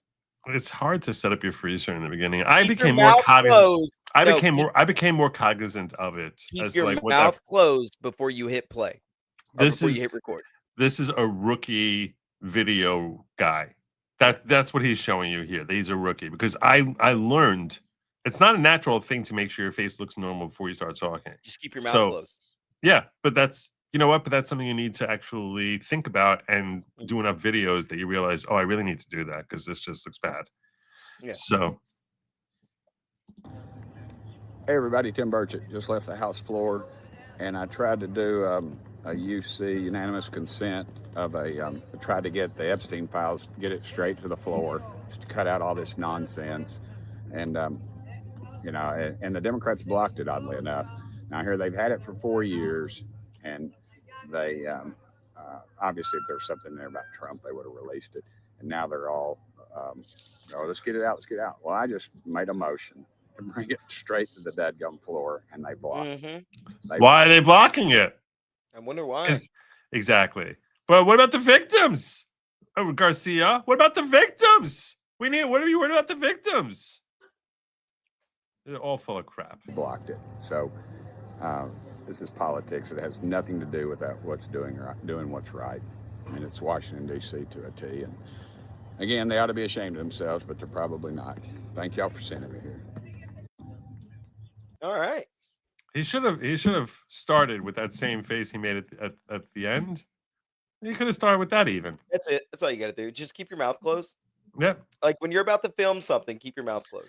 Just pretend that it's like you're sitting on a date with an attractive member of a gender you're attracted to, and you're eating, like just keep your mouth closed. This is a big thing to me, by the way. The notion, really, no, the whole chewing with your mouth open thing really bugs me. It really bugs me. Yeah. A tyrant around the dinner table. What? I'm just, you were looking for stuff, and I was. I want you. I'm gonna share with you all. You, Sin, and everyone. Yeah. When I was dating, because we're about to get into the dating segment. We're still going to cover one thing real quick before we get to that. Maybe two real quick. We'll see. But when I was dating, I went out when Orthodox Jews date, it's for the purposes of marriage. It's not like you have a girlfriend, you go to movies and stuff like that. It's not like that. You go and you basically hang out and you talk, and you see how your personalities gel with each other, whether your perspectives about life, what your expectations are about Judaism itself, because amongst Orthodox Jews, there's different types of flavors. So, and how much you enjoy each other's company, attraction, all of these different things. And you find the right one, and if you both agree that, hey, this looks like someone that works for me, I have confidence that they're going to be a good partner for me, you get engaged, you get married. Boom, that's it. And the whole dating process frequently will take several weeks. A couple of months is long. Really? And then you get married, and the engagement period is 3 months. That's impressive. You meet someone, and within 5 months you're married. And so now if you don't hit it off with them, so you say no. If the guy says, guy doesn't like her or she doesn't like him, you just say no. And you move. When one says no, they never talk to each other ever again. There's actually a go-between in between who recommends, and you look into the other person, is it a person from a family that you think you can is okay, and does it sound like it's a possibly potential good match? Like that's the nature of how the social life operates in my circles. So when I was dating, I was set up with my wife, and when I met her, back the dating the whole dating style thing worked differently than it does today. Back then, meaning 30 years ago, in my circles, there would be an initial phone call where you just sort of talk for 10 minutes or even sometimes up to an hour and set the date up. And the first time I spoke to Lady Logic, and I had gone out with 86 girls during a span of 4 years. So I would go out and I'd be and I'd go, and most of them I went out with multiple times. So I was going out with on hundreds of dates. I was going out like twice a week, and I would date them for a week or two, and I'd be like, nah, not for me. Nah, not for me. And I was very nitpicky. Yeah. Clearly, it was you that kept going. Nah, not for me. Out of the 86 girls, 7 said no to me. I was actually and the reason for that is I worked very hard on developing good game. Gotcha. Yeah. No, I it was something I actually studied. Okay, really? What is something? Okay. I spent like 3 years studying how to be alluring. It was an important thing to me. I was fascinated by the topic. So it wasn't even a matter of assessing for the first date or two, I wouldn't even really be assessing them so much as making sure that they were going to say yes. I got you. I mean, I say it now. When I look back at it, I'm a little embarrassed by my I don't know approach. why. I'm a little embarrassed because there's a certain shallowness to that approach. But Yeah, and it's a little disingenuous too. no, yeah, it was totally disingenuous. Yeah. It was totally a matter of like I just want to be I want to slay the date and then I'll figure out what's wrong with them and then say no. That's pretty much how I approached it for like the first 3 years of my dating. Wow. And I got pretty good at it. When I had a phone call with Lady Logic, it went so well, and I found her voice to be like incredibly appealing. Like her phone voice was just something that I was like, wow, she has an amazing phone voice. Like it was just something that I found really appealing. When I picked her up on the date, and I was taking her out to a restaurant to eat, took her to a Chinese restaurant, which was a frequent first date. You can imagine what the bill was. My parents were footing all the bill on this. So how many thousands of dollars spent on my dating life? I was so terrified that she might eat with her mouth open and that would turn me off, that I actually just slipped in somewhere in the middle of a conversation on the way there, like almost like as an accepted given, that I was like, oh yeah, like something about like some girl who is like, you know, and I was you were afraid that she was going to have something that you didn't like, and you already liked her so much. You were it's not so much. I was like, I didn't want. You're already into her. I wasn't looking to ding her. You were already into. Yeah, I get it. I wasn't looking to ding her, so I sort of wanted to like help her out. So I actually made a comment to her about some girl who like, you know, was like chewing with her mouth open, and I made like this like reaction. Just because I wanted to make sure she wouldn't do it. And she admitted to me later on that she became so self-conscious about making sure she wouldn't. And like I even gave her guidance. I think I was like, just if I ask you a question and you're chewing, it's okay. I'm patient. Wait for the answer, honey. That's what I'm thinking. When you know, don't you don't have to rush the answer out of you. I mean, I'm okay. And it was really, I was coaching her on how to not alienate me, because I was but my point is, because I knew that if I saw that happen, I would like, we're done. We're done. Yeah. We're done. Okay. I can't come back from it. That's how much it bothers me. So it worked. It worked. Good job. I mean, I'm not saying she would eat with her mouth open otherwise, but I'm saying is I made sure like that was not a possibility of that. Yeah. That was definitely not going to happen on that date. Mm-hmm. So, and it was it's somewhat manipulative. I'm not going to kid you. It's like a little bit like, I'm like, okay, I'm trying to think about like what's going through her head and how to basically mold her into like what I wanted, which is shallow, as opposed to just saying, you know, grow up and deal with it. Exactly. But anyway, so the other topic I wanted to talk to you about was something which I thought was really interesting, and I want to get your take on it. Yeah. Trump, our dear president, shared this video, and I don't even know what to make out of it. It's a long video, so be patient. Mm-hmm. We've all heard about the major systems in our bodies, like the digestive, respiratory, nervous, and cardiovascular systems. But there's one essential system discovered in the 90s that you probably never heard of. It makes all of the other systems work smoothly with each other. Like a conductor, ensuring the different sections of an orchestra all play a beautiful symphony together. This system is called the endocannabinoid system. It has been acknowledged and studied by scientists extensively with support from the National Institutes of Health. As we age, the system weakens. As a result, the different systems in our body stop working together smoothly. That's one of the reasons older adults struggle with pain, inflammation, cognitive decline, and other ailments of aging, for which doctors often prescribe dangerous and addictive pharmaceuticals. They also recommend lifestyle remedies such as exercise, good diet, and stress management. And while all these improve the system, it is only fractionally and over a long time. But here's the game changer. The system can be restored faster using hemp-derived CBD. When the system is restored, pain subsides, sleep is improved, and stress is reduced. When the system is restored, disease progression can slow down, and years are added to your life, as well as years spent in good health.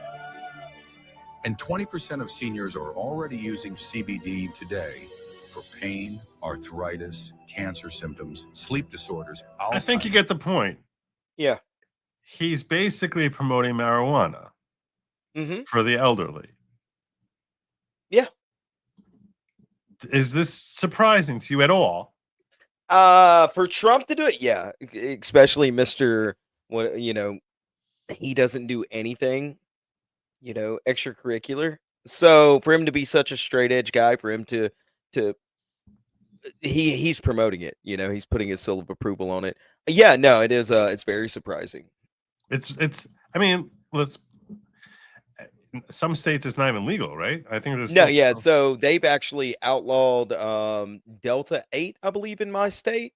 I know they outlawed Delta 9, which is basically just marijuana itself.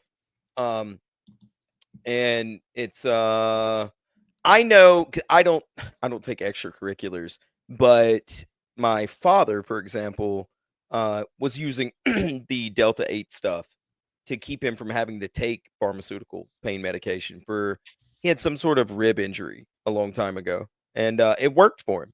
He had no problem, and you could clearly tell that he was in a better mood. He could do more. He could get around more, and now he has to go to another state to get it. So I think it's a good thing. You think it's a good thing for elderly people to at least talk to their doctor about? Of course, 100%. We're definitely. I want to be 1,000% clear here, and I've said it many times in the past as a joke. I am saying this sincerely here. I'm definitely not giving anyone medical advice. Yeah. My friend, I'm not a doctor. I'm not giving you medical No. advice. My friend over here Neither. is not a doctor. He's not giving you medical advice. Nope. I think it's fascinating that Trump is implying a suggestion to people, at the very least, that they should talk to their doctor about, about taking marijuana. Joe, you would also be surprised. You would be flabbergasted at the people that who are using marijuana, not just CBD, but marijuana in general for these symptoms already. It would blow your mind. My dad is a chemist, for example, and he is a big proponent of marijuana and CBD because it works. So, but no, I think you it's better than being prescribed something like any sort of opiate drugs, morphine, any of those things, oxycodone, oxycontin, any of those things. Those are very bad for you. So I think that him promoting this is great. You should go talk to your doctor and see if it's better for you than having to be prescribed pain medication and going to a pain clinic where then you've got to go and be scrutinized every time you go to the doctor. So, Joe froze. It is now the Stimulated Cynic Show, aka Sin. How's it going, chat? Do y'all partake in the devil's CBD, the devil's lettuce, huh? He does this every stream. I don't know if he's trying to test my broadcasting chops or what he's doing, but I think that if you are in pain and you don't want to have to go to pain management clinics like you have to do in my state in order to get a prescription to help you with these things, you should discuss it with your doctor. And I'm glad that our president is coming around to this. I get that there's a lot of things you can do for pain. You can have a healthy diet. You can exercise. I do those things. And but I think it's great that finally somebody on a world stage is, well, a conservative president is actually discussing the use of extracurriculars for a medical purpose. Very, very excellent job covering for when my cord popped out and my whole computer restarted. That You're welcome. It's almost like a doing my own show. Very, very, very impressive. So, yeah. Anyway, I think it's time for us to start moving toward I was gonna cover something with respect to someone was commenting about an ice age coming, and I was going to talk about that, but it's late. We're 2.5 hours in, and I promised the audience that we were going to have, since we hit our goal tonight. And I say to you, fine people, awesome work, amazing. You guys are phenomenal, and Sin, to the extent you helped, which I would say that tonight you did. other nights, no. So other nights other nights were overcoming the sin factor, but tonight you is that what it? Okay, all right. Oh, thank you. I at least get credit for tonight. I will take that. I appreciate the compliment. That's pretty funny. LOL. Joe's computer is restarted. It's a restart. Yeah. So we are going to open up to the phone lines right now. Those phone lines, basically, the number is 972-454-0703. And really, ideally, I'm looking to give dating advice. If you have a dating question for Sin, so that's what I opened up for. So I'd like to give those people priority. So if you have a dating question for Sin, please call in. The number again, I'll put it in the banner. I'll remind you all to please like and subscribe. The number is there on the bottom, 972-454-0703. It is around that time that you should hit the like and subscribe buttons. So please make sure that you do that. And somebody said I sound high all the time. I don't partake in extracurriculars, so I wish I could. It gives me anxiety. It's specifically hemp-derived CBD. Big difference. Yeah, it's a big difference. But I mean, either way, any way of getting CBD, if go talk to your doctor, see if it's a right fit for you. It's definitely better than the opiates that we're being flooded with. I missed a bunch of super chats here. Kimberly said, "I guess I'm the man in my family because I told my husband that he's going to vote for Trump or else." Nice, good job, based. Drop says, "Who cares about impeachment? Doesn't reduce powers of POTUS. He's not going to step down, and he's a lame duck. They're still campaigning against him." It's so weird. Yeah, it's odd. Sent DM a video you're looking for. I appreciate you. Thank you, Heisenberg. Fortunately, we got our hands on it. Found the DM starts 22nd in, and all of them talking in cursive. Not one breeder. That wasn't that. I'm a man. I'm a man. I'm such a man. I'm so sassy. Yeah. And Kathy's saying the fixer flip email is dated 8/23/18. I'm sure Epstein's referring to Michael Cohen. He is. Stormy Daniels and all the crazy stuff happening. It's got nothing to do with the Epstein files. It's just Epstein talking about it. That's what makes it so stupid. Epstein's talking about the Michael Cohen case. That's all it is. Literally, that's all it is. But when you're desperate, you're desperate. So you try to come up with whatever you can. I don't know if anyone really is seeking dating advice from you. So no, either way, I don't know why they wouldn't be, because clearly this is a gentleman whose choice of emoji screams dating professional. 100%. Yeah. Yeah. But if you are interested in calling, I'm gonna need to share my screen, reshare it again, because if we don't get it, the phone lines are open. So I started my clock already. And if we get calls, great. If no one wants to ask you about that, that's not on me. I have to make it available. Beyond that, I can't help. So that was what he shared out. What? No, I mean they that's what they paid for. If they want to call in, they can call in. If not, then hey, we've got other things we can cover for a few minutes. Oh, there's a lot more than a few things I can cover. There's a bunch of things I can cover.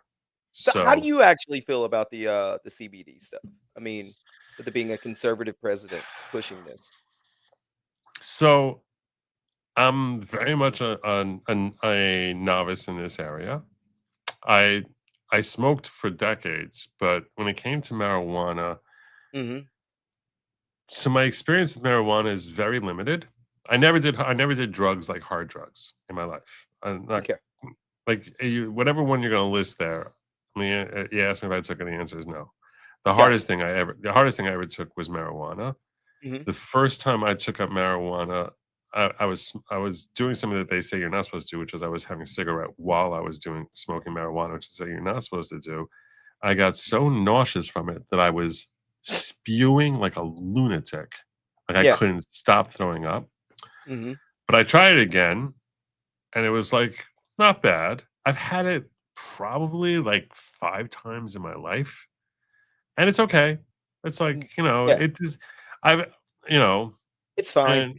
And yeah, it's like it's a thing to chill. It's not like, to me, it's little different. This is my personal opinion. It's little different from drinking. It's I like, get that. Yeah. Okay. Yeah. Difference is for me, like, any sort of marijuana gives me anxiety. It's weird. So I don't partake. 5 times too many weed kills. This is your brain on drugs commercials. right. Back when I was a kid. So you've never had marijuana? No, I've had it, but only a handful of times. I'm not. I couldn't tell you how many times. It gives me anxiety. So yeah. The reason I've never tried drugs is because 2 reasons. One is I was positive that if I ever tried, I would get addicted. Makes sense. I have an addictive personality, and I was like that the same way I got hooked on cigarettes. I'm like, I could totally see that I would get hooked on like crack or cocaine or whatever. I was like, meth. I was like, I don't need it. The other is I always looked at my brain as easily the most precious commodity I had. That makes sense. So, and I was like, I'm not screwing that up. That's like the one. I'm not attacking that. You don't want to expand your mind, man. Yeah. I don't. What about alcohol, though? Do you partake in alcohol? Oh yeah, this stream has seen me get drunk several times. Oh, that's right. Yeah, I've seen you do drunk streams before. I forgot about that. Yeah. But like, I'm also of the nature where it's like, if I went like 8 months without having a drink, like I'd be like, all right, like I wouldn't even notice it. Like I wouldn't even notice it. But then if someone wants me to like hang out and get drunk with them for a night, I'd be like, yeah, I'm a social drinker. I drink a few times a year. On schedule, right, with family and friends. But outside of that, like I try not to partake a whole lot in alcohol, mainly because like my family is, we have alcoholics in it, and I'm like, I don't want to have to be fighting off hangovers. So you have to get drunk to fight the hangover away, and then it becomes a vicious cycle from what I've seen. But I do like booze. I mean, it is fun. yeah. I'm trying to figure out. I'm shocked that no one is seriously, not one person wants to ask you for dating advice. I'm not shocked at all. I've never gone this long with my phone lines open and no one calling. It's like, it's a little weird. I think. I mean, I don't know. Who knows? I couldn't tell you. I can't even begin to explain it. We should have picked our own damn cotton. Wait, what are we talking about in the chat now? EX47 says, this is about the Senate putting that ban on the THC and hemp products in the interim spending bill. Oh, that's what it is. He's probably right. I didn't know that the Senate did that. Is that what they did? I guess so. I hope if you sent a rant before that, I don't see it here. I lost just time went missing for me when my chat went. So when my computer restarted. How do you have one cord that resets everything right beside you? How do you manage that? It was actually my main power cord which everything is running through. You should diversify. There we go. Awesome. Later.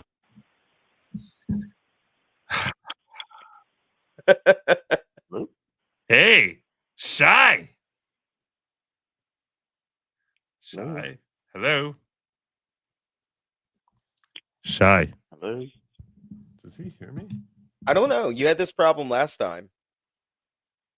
I don't understand that. I can't tell you. I don't know what sort of. That's why I try to tell you to get a Discord and learn how to use that. You yelled at me. So. I feel like I should call him back now. Call him back. I'm gonna go grab some water. I'll be right back. Let me see if I can call him back.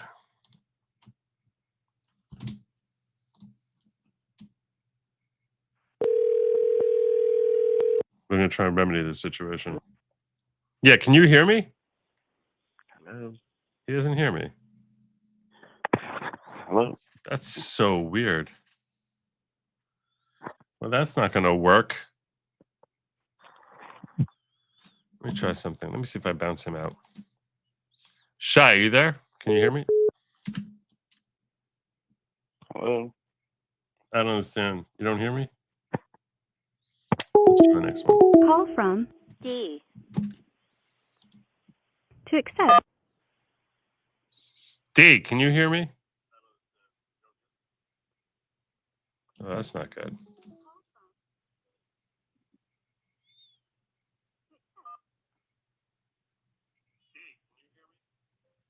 You heard that echo there of me saying, D, can you hear me? She's Hello? probably, I'm imagining that there's a problem here. They can't hear you. I'm Are you muted? sensing. No. No. Where would I be muted? I mean, I can hear them. They're clearly watching the stream. I'm listening to a live and I cannot hear anyone on the phone. Yeah, I got that. I got that, D. I'm trying to figure out why that would be. What'd you do this for? This is I'm remember when I stream hit on all those Rumble. buttons like a monkey? The flashing Oh light yeah, button? so you fixed the audio problem, but you ruined the phone problem. Now you caused a phone problem. That's what I'm sensing is happening here. Mhm. So I just D, hold on. She's hearing me on delay. So D, hold on a second. Boomer dating call 1800. He boomered it again. We can hear her quietly. Get dating advice from Sin and his boomer friend. This is why is no one calling?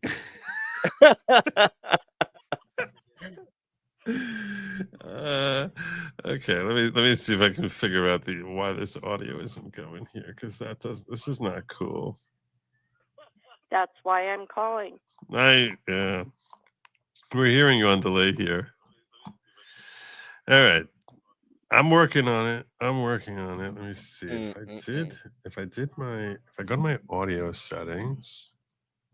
I'm so afraid of playing with these audio settings. I am so terrified that I'm going to hit something and no one's ever going to hear me through my computer ever again.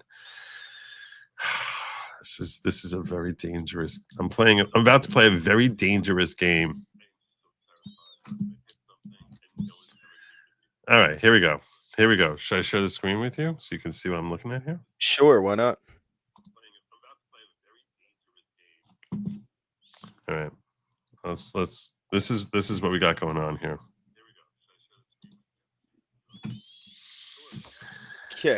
Okay, so just so you know, this is my sound system here thing. So this is the headphones. It was when I had my audio specialist help me out, he had me dance around trying Motive. But this is where to play sound. It's really the input. Mm-hmm. So if I try switching over to microphone Shure here. Yeah. I could try that. I'm just a little afraid. We're going to see what's going to happen. We're going to try it. Maybe she'll hear me after I try switching over my input. Let's just see. Check. Okay. All right. She wouldn't hear you. The question is whether she hears me on the mic. If we got an echo. She's never hearing you. Oh, you're Of checking course. yourself. Yeah, making sure we don't have an echo. Okay. We don't. D, can you hear me now? I'm sensing she can't because she's waiting to hear it in the background. So that did nothing. All right, let's swap that setting back. But the question Only is on the live stream. Yeah, I got that. I got that, D. Okay. So the question is, if I open up in a different browser, my Google Voice, whether maybe now that I changed the settings, or whether I have to restart my computer. There's about a 20-second plus delay. I know. There's a 20-second delay. That's that I'm good with. So the question then basically is, do I try opening up a different browser? And that's gambling. Well, I don't know if it's really gambling. That's not a sound I like hearing. Let me think this through. That's my Xbox, which I don't even know why I have Xbox on this thing. How often are you playing Xbox? Never. I didn't even know I had Xbox on this computer. Well, yeah, if it's Microsoft, it's usually built in. Yeah, exactly. So I'm trying to close that out so I can move to like the apps behind it. Because remember, I opened everything up really quickly because I want to get back here. Yeah. So now I'm dealing with. Right. I think I closed it out. Yeah. Let me open up Firefox. I'm gonna do that. Let's open up Firefox. This is what everyone wants to see. This is why I get the big bucks. Professional. It's the professionalism that makes You know what, guys? I think I'm going to stop practicing law and doing what I'm doing, and I think I'm going to take this YouTube gig full time to the moon, boys and girls. They want my password. Oh my god. Somebody says scroll down to inputs. That's where he was a second ago and went to microphone. Yeah. I did switch it to microphone. Oh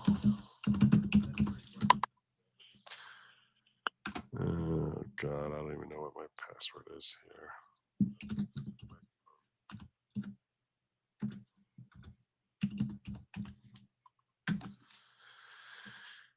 This is not good. So that's not going to work.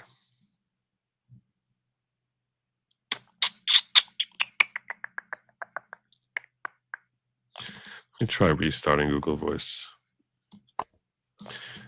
Chat, he's done this several times before, right? Like I've done this well over a dozen times now. Wow. Yeah. I feel bad for D. I'm like jacking up her phone bill. No, that's not how that works anymore. That was the point. That was the joke. That was the boomer joke. All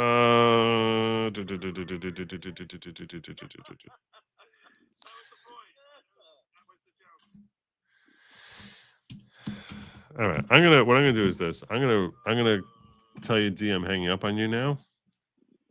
And I'm gonna go out and come back into this thing, and I'm gonna see if I restart my Google, whether that's gonna I restart this browser altogether, whether that will fix it. So I'm gonna leave the stream for like From Canada. I'll try to call you back, D, okay? I can try and do that. And Just kidding.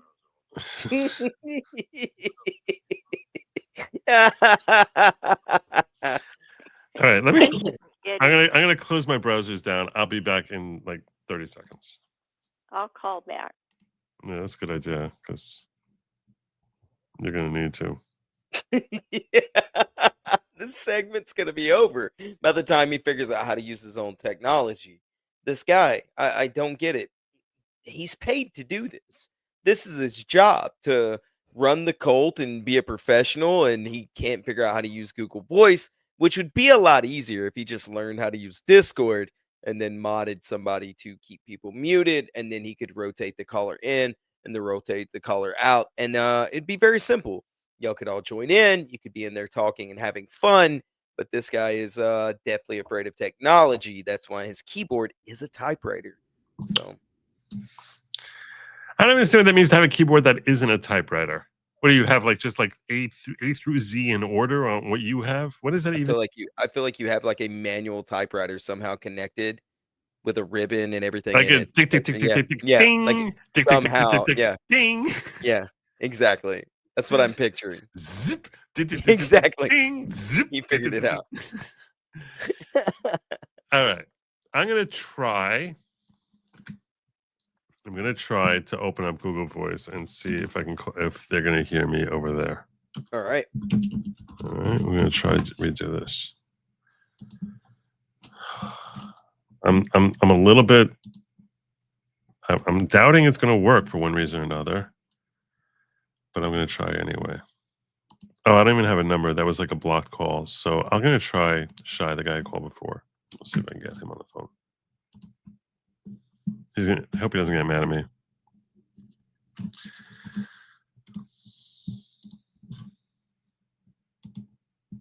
Shy, can you hear me? Ah, beautiful.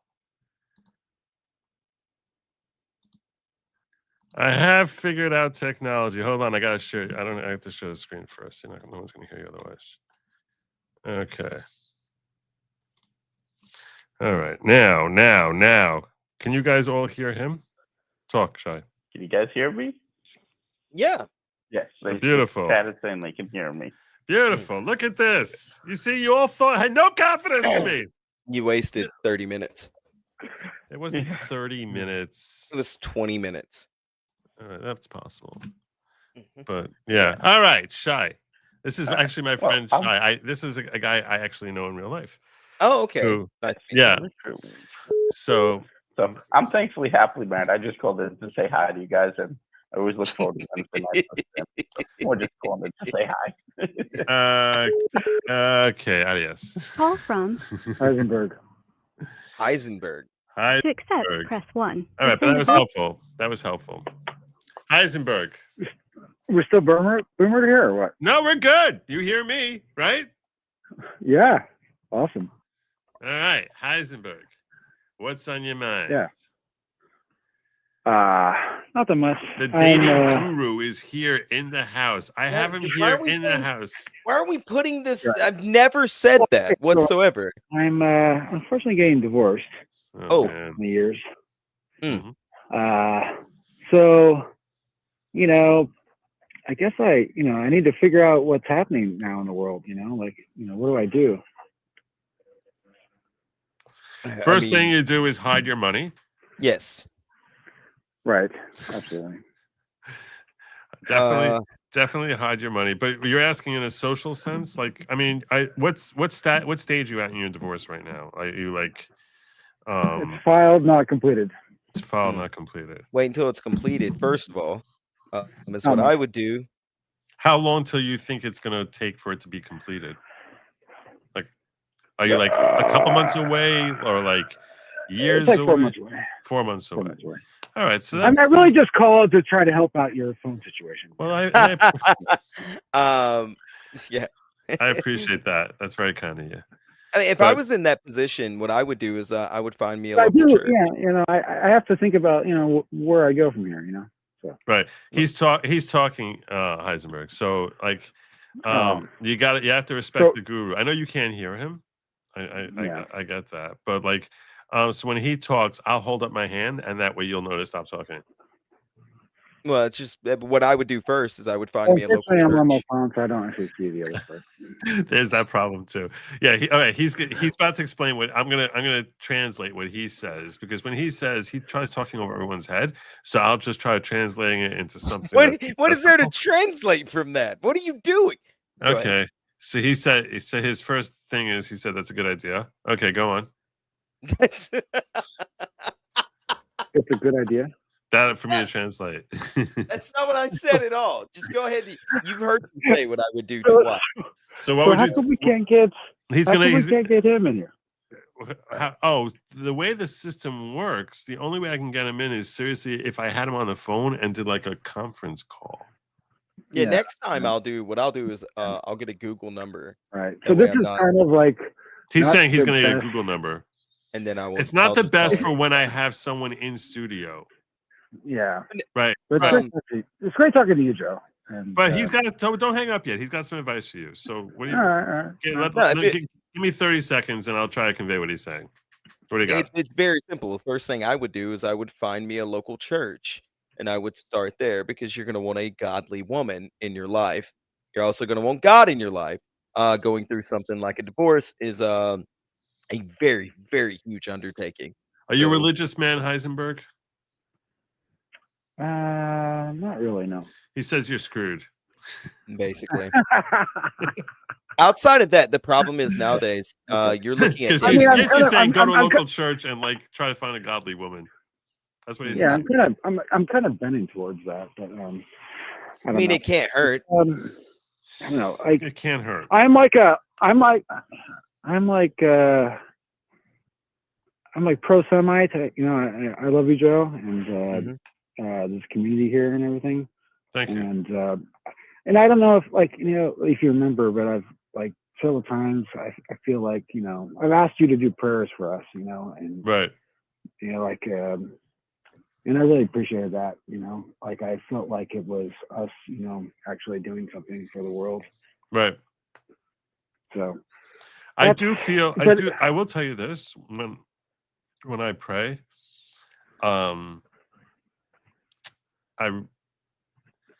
most times when I pray, there's certain prayers we say every single day. But I actually do take my prayers seriously. Like it's something that like I try and put real thought and intent behind, because I think it's very important, and I feel as if I have an opportunity to talk to God, and that's a responsibility and a privilege, and that it matters. Like I remind myself that my prayers matter, and then you know I beseech God. So like, and I think it's important thing when any of us are praying to actually remind yourself of your own significance. And I'll point this out, you know, all the creatures in the world, the only ones who are capable of forming a prayer, you know, a complex prayer and thinking through like what they want to say to God and have the ability to express it. It's man alone which has that capacity. And we are made in God's image. So whether you're a Christian, a Jew, a Muslim, I think that there's a very healthy thing in talking to God and recognizing your own self-worth, and recognizing that I have no doubt that when you talk to God and really open up your heart and have confidence and trust in God, that he's going to help you out and try to do what's best for you, and he knows better than you do what's best for you, that he hears you, and he's looking to try and find favor for you. That's how, and I think if you approach prayer that way, no matter what religion it is, I think that you actually have a happier and healthier life, and you feel a much more fulfilled life. So that's that. Yeah. So especially when you're going through troubles, and any marital divorce is going to put stress on both parties. Mm-hmm. So yeah, completely. Well, I ask everyone to say a prayer for me.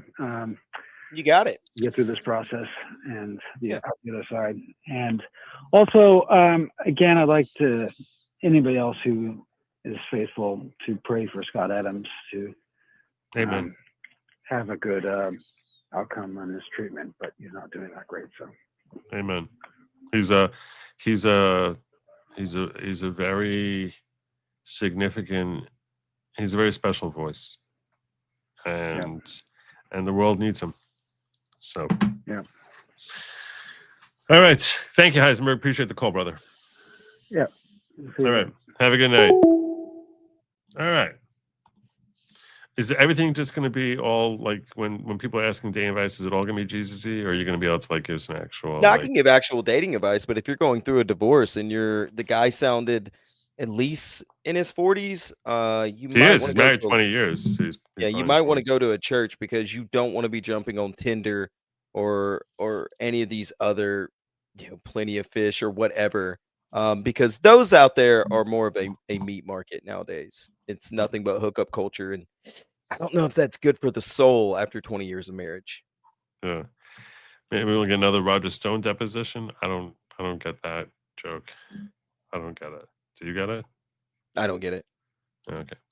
Forget dating advice. She'll be married by the time you figure it.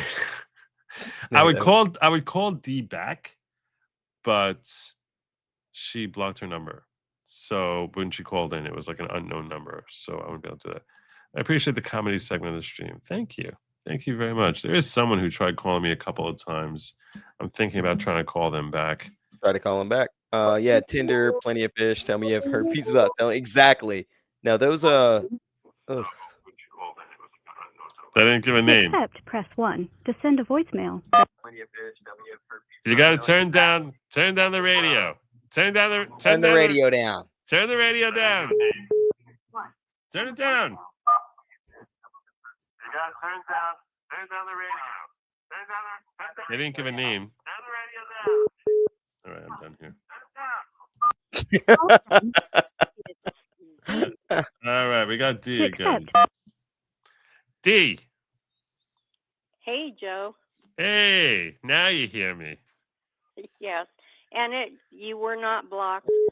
I have a landline. I'm very old-fashioned. Oh, okay. So on this system, this cordless set, we have a smart block feature because of all the spam calls that come through. It starts at 5:30 in the morning and it ends until about 9 at night. All right. So that's wait, why. but I'm trying to get dating advice out of Sin. So do you have a dating question for him? But let me tell you why I called, because nobody was calling. Oh, man. Thank you so much. I appreciate that. You're very I'm kind. sorry. No. I've been following you for years. I'm glad. I appreciate, and thank Remember James R. from Pirate Radio? 100%. James is awesome. That's how I came across you years ago. Oh, that's very And cool. I've been following you since. I've been AWOL for a good part of the year, but just to let you know how I know of you. Oh, thank you. I'm sorry I caught the show really late. No worries. No worries. I actually, and it was a very considerate thing that you were trying to do. I appreciate that. Thank you. Thank you very Vivian much. James in the chat says, Guys, have a great rest of the evening, and I hope somebody calls in with dating questions because I'm married. Yes. Great idea. Okay. Thank you so much, D. Have a great night. You too. All right. So I appreciate you guys are really kind to me. I'm not looking for charity. All right. No. I really just want to help people who might need. No, I never saw his cocaine fuel depot. No, I missed that. But yeah, I'm hoping we could actually help people. That's what I want to do. From Patty. Patty.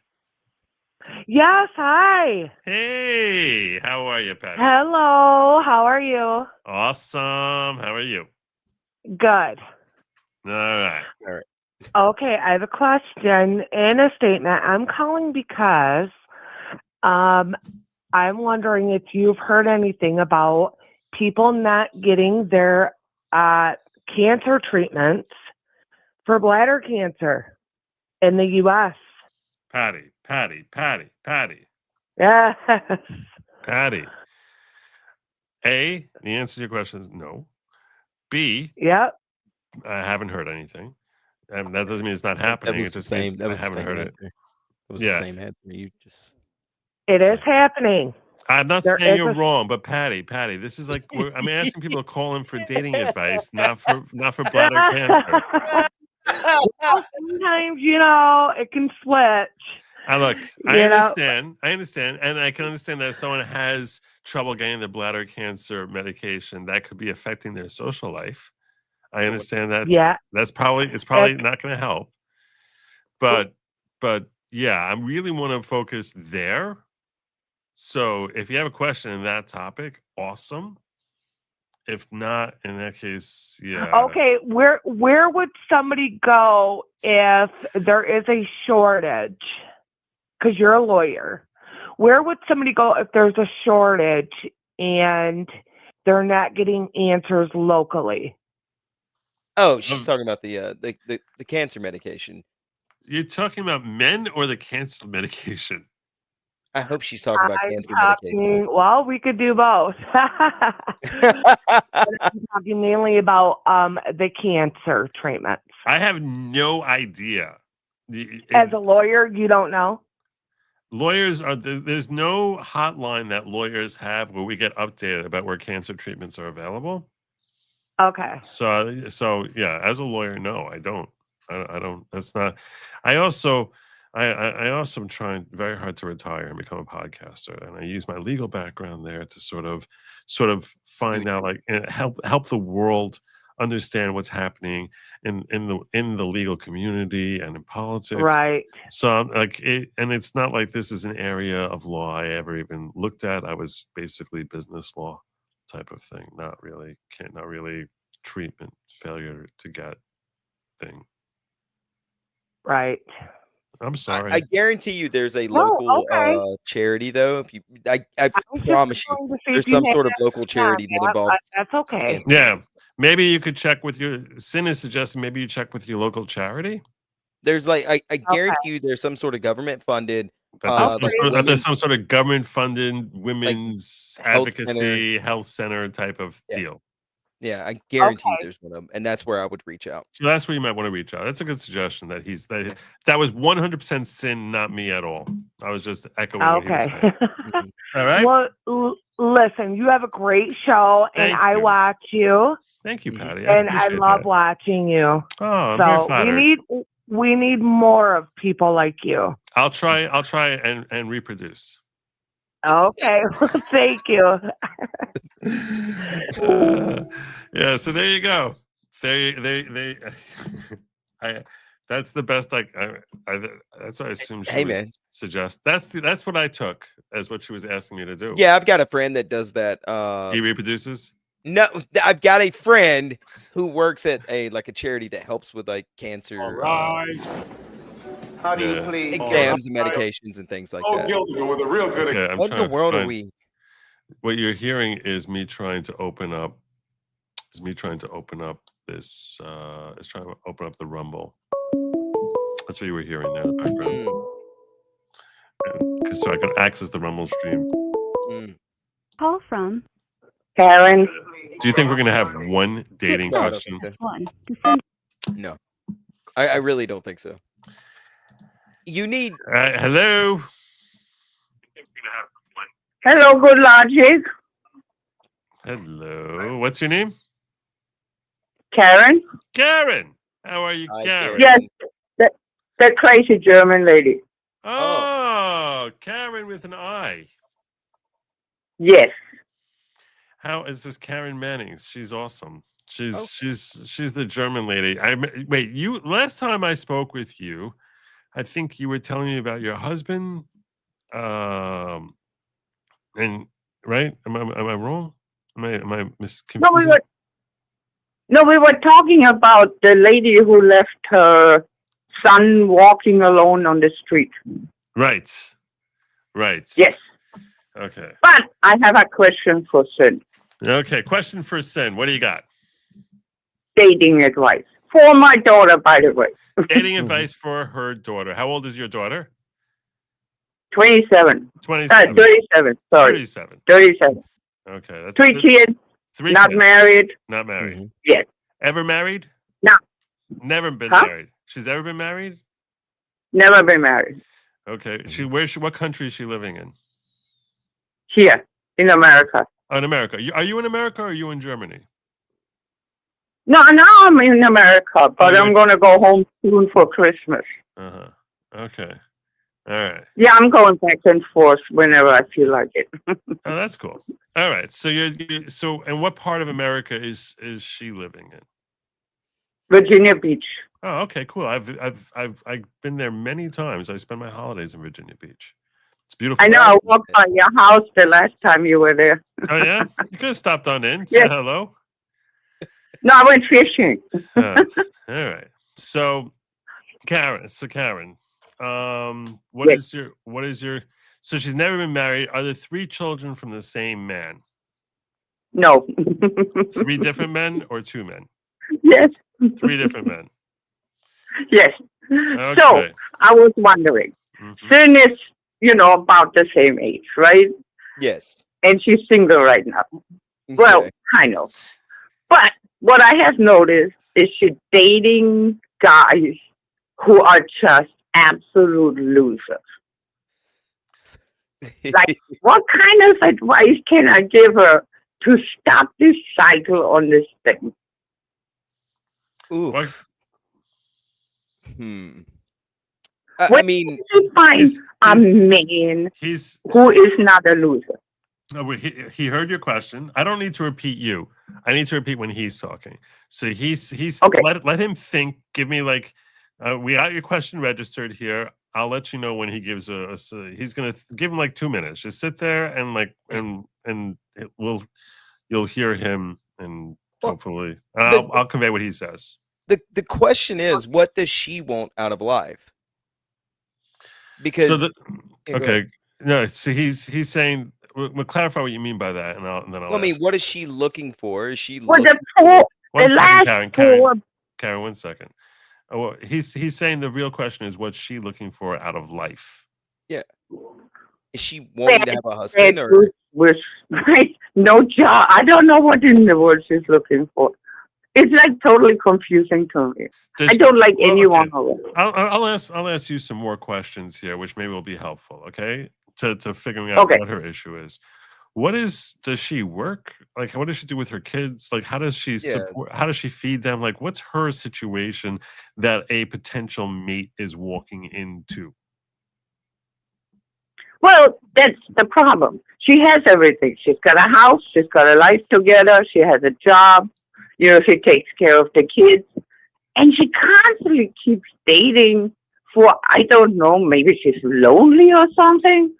But she keeps dating these guys, and I just can see. It's like, oh my God, this is another guy who has no job, you know, takes advantage of her, you know, takes advantage of her, you know, kindness. And that's how it always works. Mm-hmm. So, and I don't know. I want to give her some advice to find the good man. That's a good man. But my question for you, Karen, is this: are you asking where she can find good men, or are you asking what she should be doing in order to weed out the bad men? Okay, it's okay, first of all, finding good men is a very hard thing to do. But what the advice I've given friends of mine and that are women is men nowadays are cowards, and you may need to just walk up and ask them yourself. A lot of men are I don't know why, but they're cowards. So if you see a guy that you think has what you want, maybe take the initiative. It's not the 1950s anymore. Guys are cowards. It doesn't mean they're not a good guy. Right. What he's saying is that, alas, the situation in our country is that men today are cowards about approaching men, and perhaps that cowardice comes out of a fear not just of rejection, but of there being like a hassle in, like, that if you approach a woman in the wrong way, that you all of a sudden are deemed to be someone who's toxic, terrible human being. So there is a level of cowardice that men have in approaching women, and that's first and foremost, your daughter should not feel inhibited from approaching a man who she thinks has potential for being, for being a good potential mate, because a lot of, men who could be a good potential mate may not. The one thing they may be lacking in is the cojones to actually walk up and ask her out. Does she keep herself put together? You sound like she's got like a job that she's put together. Does she seem like she has her life in order? If someone met her, not her mother, but try and take a step back objectively. Someone walked into her house. Someone walked to her house and met her. Does it seem like her life is she? You're saying she lives in Virginia Beach. That's a pretty rich area. Is she successful financially? Well, she does, what she needs to do. Okay. I mean, I told her once that, that's not a significant I thing. want her. I want her not to have children out of wedlock, but it just happened. Right. Well, it happened it happened again. But from the perspective of a guy who'd be dating her, right? But it's that most men are not looking for a woman who's going to support them financially. A good man is not looking for a woman who's going to support him. It's not going to be looking for a woman who's supporting him financially. The only reason that what a good man, though, would expect that a potential mate has her life in order. And in order for her life to be in order, there's got to be some way that she's supporting herself now. That doesn't mean he's looking for her to be supporting herself if they were, to get married and move on and move up. Maybe yes, maybe no. Not looking to get a handout from her, but it's a reflection of the fact that she's able to keep her life in order. There's already a reflection of disorder in the sense that she now has children from 3 different men, which shows a certain, I'm not going to call it instability, but we'll call it a lack of stability, right? I mean, because it's not like they're all from the same guy in a relationship that fell apart. as an outsider guy just meeting her for the first time, that's already going to seem like a little bit of a red flag, which could be potentially off-putting. So, and not to mention She's just already having behind the 8 ball. so she's starting behind the 8 ball. So if she looks like Right. if she's able to keep a job and keep a roof over her head, it shows that she has some level of stability, that she's able to bring order, and that she's not just this mass of chaos. Yeah. Am I Sin? Right. Everything I'm saying makes sense? Yeah, I'm agreeing with you. Oh, He's agreeing with absolutely. me. I'm He's agreeing with German. I am very old-fashioned, and Right. You believe I you're don't German. You understand. believe in order and the trains running on time and making sure Absolutely. everyone will pack those trains and get them there on time. Get The other advice. No, stay together when you marry. Marriage is like a serious obligation. Yes, it's a very serious obligation. She's already behind You the 8 know, ball. But and I know I It is never very wanted to serious, have saying. children out of wedlock. It's never wanted to happen. Right. Not to me. Right. Let me ask you this: has she ever had a guy who she almost got engaged to? Like, I mean, has she ever been close to marriage, or is she never 37 to never having found a man, but have found enough men that she's popping out kids with them, but never get married? Has she ever been close to getting married? No. Okay. Well, that's a little to me. That's a little concerning. That's a little concerning. Has she ever had a relationship that lasted like 3-4 years that she thought she was going to get married? No. So that now I'm going to ask you this: do you not think that perhaps that's a reflection about something about her perspective to her social life? Like there's something What's the wrong longest there. relationship? What is the longest? Sin is asking, what is the longest relationship she's ever had? Someone she was with 7 months. Okay. 7 months. His Sin is responding. Hold on. She I don't think she wants a man then. The longest relationship's been 7 months. Sin is speculating that she doesn't really want a man.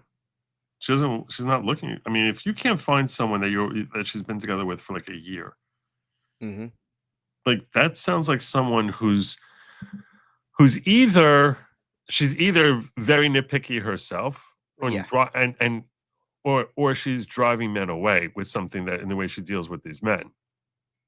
Yeah, Vivian's saying the same But thing. no, I think it's the opposite. I think my daughter is wants to have someone with her, but they keep taking advantage of her. Well then, And they're not good. what I would do. Now I tell you one thing. Are you sure is she looking to get married? Yeah, she's already looking again, and I'm like, oh my God, no, not again. Okay. Please don't. Like What I would what I would do as a hold on, hold on, Karen. Hold on. Karen, Sin is talking. Give me 1 minute, okay? What I would do is, if it was somebody that was related to me or a friend of mine or whatever, I would ask them what they think they're worth. What do you think you're worth in these relationships?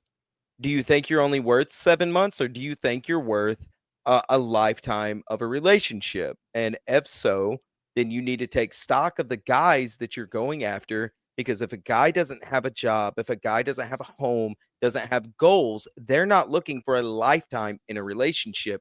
They're looking for a warm bed. They're looking for a person to take them to Chipotle, and that's it. They're not looking for anything serious. So your daughter needs to know or figure out what she thinks she's worth and then go after it. Okay.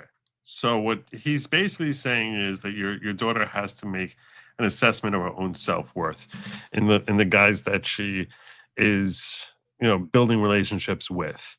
That if it's a guy that's looking for, just someone who he can hang out with and doesn't have his own crap together and is basically, leeching off of her, and someone who's not looking to build a life, in that case, then obviously there's no way that's going to be something that's going to lead toward a productive relationship. So absolutely correct. What was that? Absolutely correct. That's the problem. So but if she's finding guys like that, Karen, and the point that Sin and I and many in the chat are trying to convey, if that's the guys she's hooking up with, then she's not looking to get married. She might say she's looking to get married, but she's not really. It's like that's like fishing in a freshwater lake for a saltwater fish. For a saltwater fish, you're not for a sea bass. You're just not. That's impossible to find. She's looking in one area and focusing her attention in one area where that's not even what anyone in that area is really thinking about offering her. I mean, if it's what she wants, then she's got to sit down. I tell you, okay, one thing, and I'm not saying one more second. Sin's got a little more. If one more, start over, Sin. If that's what she wants is a long-term relationship, she has to sit down and take stock in herself. Like, what is it? He said, okay, yeah. So I forgot to mention this. He did say this before, that if she's looking for a long-term relationship, she has to do some self-reflection, some self-assessment as to what is it that she's looking for as a bare minimum from these guys, and also what is she offering to them. This is something that a lot of women, I think, there's by the way, there's a great TikTok site, and this is going to sound crazy what I'm suggesting to you, but especially if you haven't seen it, I'm sure many in my chat have seen it. There's this TikTok video creator who has probably hundreds of videos, if not thousands at this point. The name of this content creator is HoMath, HOE_MATH, as in hoe, like you hoe a lawn, but like referring to like women who are hoes, math. Okay. And what he does is he does a really phenomenal job of breaking down psychologically what is happening in these relationships, why it is that how women are viewing themselves, and why they feel frustrated in the mates that they're looking for. There's a lot of phenomenal advice that it sounds like he's condescending. He'll often show a video of some woman complaining about men or whatever, and he's like, okay, let's break this down. So now you are over here, and what you're offering and putting out when you make a statement like this that she made in her video is a reflection that this is what you value. And he breaks it down. He's like, now guys are seeing this and they feel, how do I fit into that? He's very good at breaking down how people come to make the decisions they make and why they will make the same mistakes over and over again. If you want to get, and I really think it's a healthy thing, more so for your daughter to do than you, to just listen to it, because he speaks so much common sense, and it's something that I think so many women would gain so much if they actually listen to it, not as him trying to put them down, but actually like, how do I like take advice from this as to make changes to move forward in a way that I'm not going to fall into these same traps. Because I'm telling you now, when he's expressing how guys feel and think about what the women are putting out there, I've never heard him miss the mark. I was like, spot on every single time. I can spend a week doing nothing but watching his videos and expressing to you just like how insightful it is. He happens to draw out pictures which make it for more visually entertaining. Also, he does a really great job. I can't recommend him. I can't over recommend him. It's called HoMath. Okay, I'm going to look at it. It's on TikTok. It's called HoMath, and you'll see he's probably got millions of followers. He's great. Okay. All right. Sometimes I think, and I have to, I'm not saying, No. but my daughter's black. And I hope that by watching him, your daughter will find that that's like the final solution for all her problems. I hope so. All right. But, maybe. All right, I don't Karen. know. Was there anything more? No, I was just saying, I have to admit my daughter's black. And this Black culture thing has a lot to do with it. All right, we need to start this whole phone call I'm all not over with again. this. I'm not No, with the same advice. like, you know, but it is in there somewhere. It's All the right. same advice. Yeah, It's still the that's same. And I it's know the you same. don't It's know the what same I'm advice. talking It's about, it's the same advice. Sin probably does. All right. Now, since said it's still the same advice. I can understand why you say that, but it's still the same advice. All right. Yeah, either way, whether the culture is, Right. Thank you very much, You're and say welcome. thank you to Sin. Welcome. Oh, and tell Sin I like his podcast. But maybe please lower down the cussing a little bit. Yes, ma'am. He's laughing now. He's laughing at that. He says, "Yes, ma'am." Okay. Have a great night, Karen. Thank you so much. Great call. You too. Good night. Night. There you go. That's sort of what I had in mind. Have you ever seen Home Math before? Yeah, I've seen it a few times. Yeah, Guy's good. So- He does good work. He does great work. He does great work. I think my little joke there near the end went over your head because it was the sort of thing that Yeah, simple. Yeah, I'm a simple man. you're yes. Yes. You're a simple man. The number is 972-454-0703.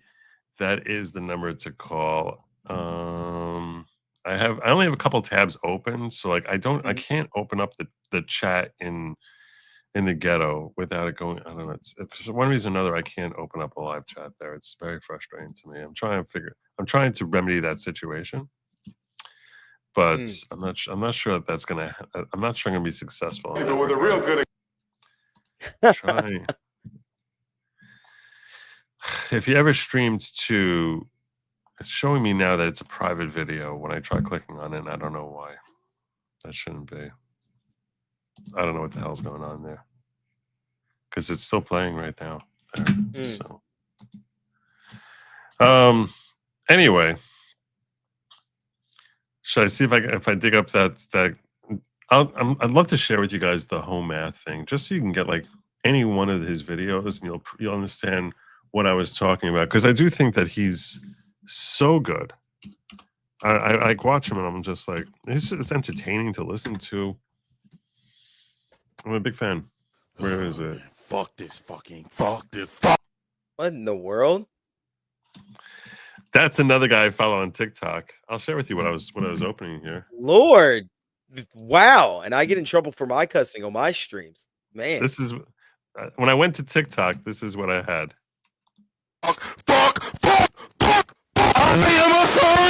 Game started off in typical. ow, my brain. I had high hopes. Georgie Poo getting involved. It's 4th and goal, and them Cowboys going cowboy. Where we get the ball back, we down 3. Go Dak with a fucking CTE ball, Dak throwing up hemorrhoid. And boy, lo and behold, my God, good God, all he got done. This made it worse. TD, you caught a 4K with your mouth open. You got Dak with a seam down the middle. But it's the Cowboys, and they going cowboy. Man, the wind is finally blowing. He's a little angry about the game. He's a Cowboy fan, in case you can't tell. Going in our direction. Cars are finally aligned. He did that shit on accident. You count a good thing if it happens on accident. Does it even feel? I'm fucked up right now. Can't even appreciate shit. A quarterback sneak to Jacoby Brissett. Shit was all bad, man. Our Brazil getting outdone by Cam Little. He missed the 68. They trying to go band for band. He lost band for band. We suck. And then we out here getting cooked by Jacoby Brissett. All right, he's a little loud on the audio there. I want to find Home Math for you. That was not cool the way he played that. That's just what popped up for me. No, those are funny, but in your headphones. That was very loud. That was brain hurt. Yeah. Okay. Here's Home Math. I haven't seen this yet, but I have confidence that what he's going to do here is going to be impressive because he usually is. Guys treat girls like shit. Supply and demand. They're figuring it out. Good-looking guys treat girls like shit. Supply and demand. They're No, we figuring it out. The TikTok girlies are starting to figure this out. They've been saying the same 3 things for a while. They've been saying there's so many pretty women and not very many attractive men. They say that one a lot. And then they also say, I don't want to settle. I don't want to be with anyone unless I feel like he has everything. That's number 2. And then number 3, they say, why do men, not men, why do they not want to settle down and put me in here? Why do I keep ending up in situationships? Why won't they pick me? And this girl figured it out. It's supply and demand. If all of you want perfect Disneyland love, then these guys don't have to pick one of you. They can have 5 each.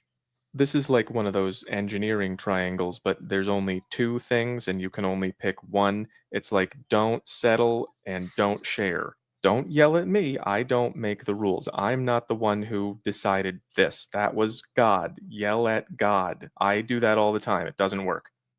I know why all the good-looking guys. That's actually not one of his best. That one was okay, but I want to see if there's. I haven't looked at his channel in a while. I'm just gonna pick another one at random. Uh-oh. I'm sorry, but if I was a man, I would be the biggest slut ever. No, you would not. Here's a still image from your video, and here's you as a male, I would get the mullet haircut. as depicted here. I would get the I've got a slit. mullet. Let's see if that helps. I would do the day in the life videos that start off in my boxers, and I'm gonna stop you right there. She's imagining that if she was a man, she would be the kind of man that she looks at on her phone. Women. He's like, no, you wouldn't be that good. I mean, the mullet does help. I grew a mullet. It's nice. Did you? Yeah, I started growing it like 6 months ago on a lark, and it works. All right. I mean, the mullet does. Hello. There you go. Who is this? Hi, Joe. This is Miss Kemp. Hold on. You gotta turn down the background there. Yes, please. All right. This is like all sorts of things going on. By the way, How are you? 1 second. This is the Karen we were just talking to. Oh, hi, Karen. Nice Yeah. to see you in the chat. Just letting you know. And one of the things I love about Karen is she's totally cool with the fact that invariably when she calls, I will make 2 to 3 Nazi jokes just because I will. So and she's the coolest about them ever. Well, good. Yeah. What's your name? Who's on the phone here? So my name is Miss Kemp. Miss Kemp. You might know me as MISKMP. MISKMP. Yes. You follow me on X. You comment on X a lot. I have to, well, I have a lot of important information to share. Well, 1 second, Ms. Kemp. I just want to say a couple. I love your dad, Joe. Well, thank you. Thank you very much. I have so many thoughts because I've seen you there like whatchamacallit. First and foremost, what does the Miss Kemp stand for? I think it's an acronym, right? That is correct. Yeah, it's already spelled out in parentheses. What was it again? Give everyone the acronym. My immune system killed my pancreas. What does that mean? Oh, by the way, this Friday is World Diabetes Day, but all of November happens to be World Diabetes Awareness Month. So, meaning that a pancreas is essential for bodily functions, such as eating and digesting food and all of that, but so is insulin. So, anyhow, we've already divulged a little bit of what Miss Kemp is. What does Joe Neerman mean?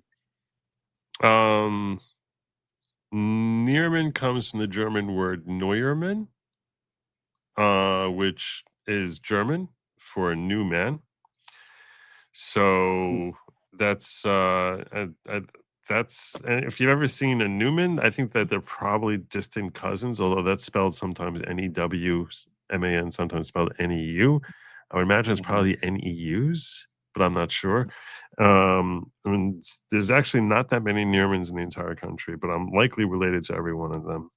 Like there's one other Joe Neerman besides me in the country. I think he lives in Indianapolis. So I actually take pride in the fact that my name is relatively uncommon and yet not that difficult to pronounce. But you sometimes ask me questions or you'll make comments that I'm not going to kid. I'm going to be upfront with you that I find cryptic. I'm like, I don't even know what you're trying to say. So instead, I'm just like, all right, I'm just gonna let it slide. I don't even know what you're saying. Like there's a certain. You sound like a lot of people who I know from New York who claim that they're ambivalent.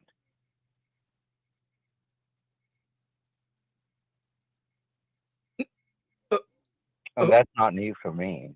But anyhow. Ambivalent about what? Mm-hmm. Well, look, so if you can't interpret a message such as Miss Kemp while it's spelled out in parentheses next to the name, that's on me. Anti-ambivalence. Yeah, you're pretty ambivalent on that one. I knew it right away, Joe. That's not no. You might no. You're being pretty ambivalent. I don't think you're using the word ambivalent the way English speakers tend to use it. He definitely is. I speak English. Well, that doesn't mean you're speaking it. Now you're being obtuse. Well, I'm not a blonde. No, maybe blonde people speak it more properly. It's not in English. No, I'm saying you're not using if you use English words in ways that no one uses the word. In that case, you're just having a conversation with yourself. No, that's not true. It's of course it's true. It's mildly true, Joe. First definition of the dictionary, what the dictionary tells you in the first place, is that Miss Kemp is not a word. It's an acronym. Why did you call my name an acronym? I don't even because you know what an acronym is. Yeah, Joe doesn't. Not that you understand ambivalence. Do you have? I understand what ambivalence means. It just doesn't. That's not the appropriate word. But you're saying cryptic, and that's not the appropriate word either. Symptomatic, maybe. Look, I'm not a Navajo. I'm just saying words. But I can tell you, that's how World War II was helped stopped in the first place. Was ambivalence. You know, you can talk about ambivalence all you want. What was your name before it became Neerman? Ambivalence was a U.S. soldier. It may have been ambivalence. He was a freedom fighter. I don't know. Maybe I was Joe Ambivalent. Ambivalence. It was ambivalence. I don't know her middle name. She was famous. I see. This is I don't understand the objective to a call like this. I really don't, brother. I don't know. It's like, are you trying to like? Is this like a way of trolling? Is this I don't even understand what the objective is. No, I saw your phone number was available. I had an extra phone available for me to use. Okay. And so I decided to say hi. Well, I appreciate that. During Diabetes Awareness Month. And I think that's a nice thing. People with diabetes. Do I know people with diabetes? Yes. Okay. So MISKMP. Okay. Stands for something about the pancreas. Okay. Not being ambivalent. No, that would be cryptic, if anything. That's what I said. No, it isn't. It's acronym. It's an acronym. Okay. So saying your immune system killed your pancreas, your immune system could have killed it multiple ways. It's a very dark name. Wait, I'm sorry. My immune system could have killed my pancreas in multiple ways? I don't know what disease that is. Am I supposed to be an expert? Do I need to be an epidemiologist in order to understand what your name is? And otherwise, if not, you're going to label me being ambivalent? I'm sorry. I know so many Jewish endocrinologists married to Chinese people. That's how I got educated. Well, I don't know very many. I can't say that I know any Jewish endocrinologists, and I certainly know none of them who are married to Chinese people. Not that I understand why who they're married to would be relevant to this conversation. This is what I mean when I say this is what I mean when I say cryptic. You bring up things, and I'm like, I don't even know how that's relevant to the conversation. I get it. Healthcare is global. Okay. Or is it only in your own little bubble? of near-men. I don't Can we go back to ambivalent? Well, is healthcare global or not? It's not. It's not global. It's not global. Are you getting? Healthcare is global. What does that but mean? not How is that healthcare global? global. You mean healthcare treatment? You mean? You mean like? Okay. Hold on. Healthcare. So now we're getting into semantics, not just. No, we're not. No. We're not That's getting not semantics. I'm at getting all. into. I Nobody. literally have no idea what you're talking about. Half Yeah, the this is a literal thing. Like, So I don't. 49% of the time. Okay. All right. I'm gonna. Well, I mean, that's do you have me a on a good Do you have a question, Miss Kim? Yes. Okay. What's that? In terms of how sexuality is part of healthcare, how is Epstein and Maxwell's not conducive to equitable sexual health? It's not. I'm going to hang up now. No one knows what you just asked. No one. No, there's zero people who understand the question you just phrased. Because it wasn't. Those were just words. It's not. It's not. Those It's were not literally a question. just words. No, You just because canceled me out. No, I didn't cancel you out. Because if I'm you're saying somebody the who asked the words, question. you I comprehending understand it doesn't help because you're not communicating anything to any other person. You're just having a conversation in your head. No, if that's no not one else true. understands what you're saying, then you're just having a conversation in your head. Yeah, Miss Kemp, you're being That's very not a failure. masturbatory. That's not a failure to communicate on the part of the listener. In that case, Mm-hmm. you sort of have to figure out how do I communicate in ways that others are understanding me. Okay, let me break it down for you. Okay, let's try this one more time. Okay, is sexuality health? No. Mm-mm. Zero. Yeah. Okay, that's why you disagree. Sexuality is not health. On the phone call. Sexuality, it's not health at all. I understand what I asked you, and you just only understand that I love your dad, Joe. All right. Well, I appreciate the warm thoughts from my dad. Have a good night. You too. Yeah. Yeah. I get comments like that literally 5 times a day. My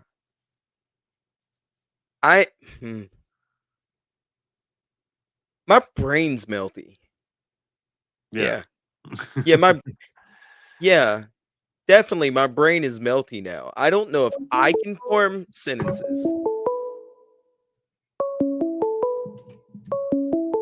Whoever, this better not be dating advice. I'm useless now. Kimmy. You're like Joe. you're like 90 seconds too late. Or 5 minutes too late. I thought I could be a palate cleanser. Thank you. This is Kimmy Hunt. Hi, Kimmy. I don't need dating advice. No. That's fine. I couldn't give it right now if I wanted to. I don't even. What can you say for a 65-year-old woman who, I don't know, I've been single since 2002 and was in a long-term relationship for 11 years, but the guy was non-committal. I would say obviously I hung in there for 11 years. I would say find a streamer from Alabama who's like in their mid-30s. And I haven't seen anybody since. Kimmy, while you're talking here, he's literally hitting on you. He was hitting on me. Sin. Yeah, he's suggesting you find a streamer from Alabama in their 30s. That's what he's suggesting. What I would suggest, to be honest with you, Kimmy. Oh my gosh, that's funny. I follow a YouTube channel from Alabama, actually. Mm-hmm. It's a farm family that I love. Nice. I sit there when I need to calm down. They put out content every day, and I watch Cog Hill Farm. Sweet. And they put out like a 20-minute video every day of their animals and stuff. And so anyway, I would love to come down to Alabama, but we could start our own farm videos, and it would be it'd be very nice. I would not have to stream with Joe anymore, talking about ambivalence and whatever that last stuff was. Or anti-ambivalence. Oh, yeah, it's very true. Oh, I'm not anti-ambivalent. I know. He's laughing now. He's laughing now. All right. So you don't see you're not seeking actual dating advice. That's not what you're looking for. But how are you feeling though? I'm scared. Don't be really scared. Don't be scared. Don't be My scared. appointment is at 12:45 tomorrow. What are we scared of? Terrified. She just so those of you who are unaware, she just finished fighting cancer. She went for PET scan, and they say that there's concerns that she still has cancer. We'll be fine. We can still fight it. Tumor still there. And Sin is saying exactly what I just said. Still fight it. And we still fight it. That doesn't mean anything. They can't do Doesn't what mean they anything. did to me again. I can only go through that chemo radiation once. So what would they do? Well, what would they? So what are they suggesting? If it is in fact, I don't know. I find out tomorrow at 12:45. I had suggested when I saw him a month ago, I said, can we just do surgery and rip all this out, a hysterectomy and just take everything out? And he said, no, we don't do that anymore. And I said, why? And he said, well, you might wind up with a colostomy and a urostomy, and then you just have bags hanging the rest of your life. And I'm like, oh, well, I don't want that. But, so I'm afraid when I go back, he's going to say, well, we need to take it out now. And then maybe I don't know. The whole thing is just. I'll tell you this. I know women who have had a hysterectomy. It's not pleasant, obviously. But it's not. It's not something that's life altering. Certainly, at your stage of life, it's not life altering. I realize. Yeah, I'm an OBGYN nurse. Right. So you understand that. You understand that better than I do. What he's talking about is after the radiation, there's a lot of tissue damage to the bladder and the bowel because it's in such close proximity. So there might be, it's not normal tissue they're dealing with necessarily. How long would it take for those parts of your body to heal up? I don't know. I'll find out more. I was reading about it. I'll find out more from him tomorrow. That's the bad thing is they have these things called mychart.com. All these hospitals do, and they send you when your appointment is and when your procedures are and stuff like that. And you go online and you can look at your test results before you see the doctor. Right. And make sure, and if I'm hoping he gives you, really, really good advice. But if you're frustrated with what you hear, always understand that I'm sure you understand the importance of getting a second opinion, right? I know. Yes, I do. So, but I'm just concerned more than anything. I'm really not concerned for myself. I'm concerned for my 3 daughters and my mother. Right. I happen to be the glue that holds them together. So. And you'll continue to be that glue, God willing, for many decades to come. You're going to get through this. So. You're going to get through this, God willing. Okay? Anyway, so just if everybody could just pray for me right now, and just a quick little prayer, I'll feel that. I covet those prayers.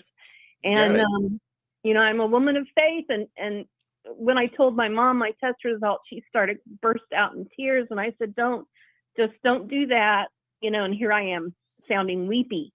But I said to my mom, don't do that. I said, whatever it is in God's plan, and we have to pick up our sword and battle it, and he'll help us fight. So that's where I'm at, but I'm human. All right. So you're gonna be great, Kimmy. You're gonna be great. Okay. I will send you a DM if I'm not feeling up to tomorrow. Okay. But let me know. DM. I want to know how it goes. What your doctor comes back with. So DM me on that. Okay. Yeah, I will DM you and let you know how it went and what they're thinking. So my prayers are for you. Thank you guys. I love y'all. Have a great night, Kimmy. Yep. Okay. Bye-bye. Bye-bye. Okay, I think we're gonna start looking at landing our plane, right? Yeah, I would. Yes. I had bladder cancer. Can't Google BCAN. Okay. 6'6", 6 inches. Seriously. Yeah, the 666 rule. I did choose to get my phone number out. Yeah. Anyhow, all right. So that was when you have we have a live call in. Sometimes they're good calls. Sometimes they're a little bit unexpected, but overall, it's an entertaining night. I want to thank my guest Sin for his invaluable contributions to tonight's show. I hope you guys will sub up to him. I put his info in the chat. On the road to 1,000, chat. On the road to 1,000. Yes, please make sure you guys hit like and subscribe here, and then go on over to him. Let me see if any of my friends are streaming. I can send you some of you all over there. Yeah, that would be appropriate. Is he streaming? Yeah. No? Well, he texted me and said to get you to redirect. So I don't know if he's still streaming or not. I'm gonna see if he's still streaming. Let's see if he's there. Jim tells you. We'll see if he's still going. If he's still going, I'll send it. No, he wrapped up. Chat. We do a show every Friday, Saturday, Sunday, and Monday. I do cuss. I do make crass jokes from time to time. But I would enjoy it if y'all came over and if you subscribed. I appreciate it. Thank y'all so much. That would be appropriate. What I am going to do is I am going to redirect you all over to my friend Nick Ricada, because I think that's just, it's rude to just leave you all hanging. And I'm not going to be rude to you. Yeah. So I'm going to send you all over to him. Those of you who do not know him, I will tell you that this gentleman over here, he's the one who got me started streaming. If not for him, I would not be. And he built my channel from nothing into something that was viable. So whatever I can redirect back to him, I think is the barest minimum as to how I can repay him for that for giving me, not just teaching me how to fish, but giving me access to his own pond. So I'm sending you on over to him, and I thank you all for joining me. And even if you're over there watching him, and sometimes he might offer up some lab meat, tell him no, it's not for you. It's for they them. It's for they them. And do not eat the bugs. Don't do it. Don't eat the bugs. Good night. Bye. Godspeed.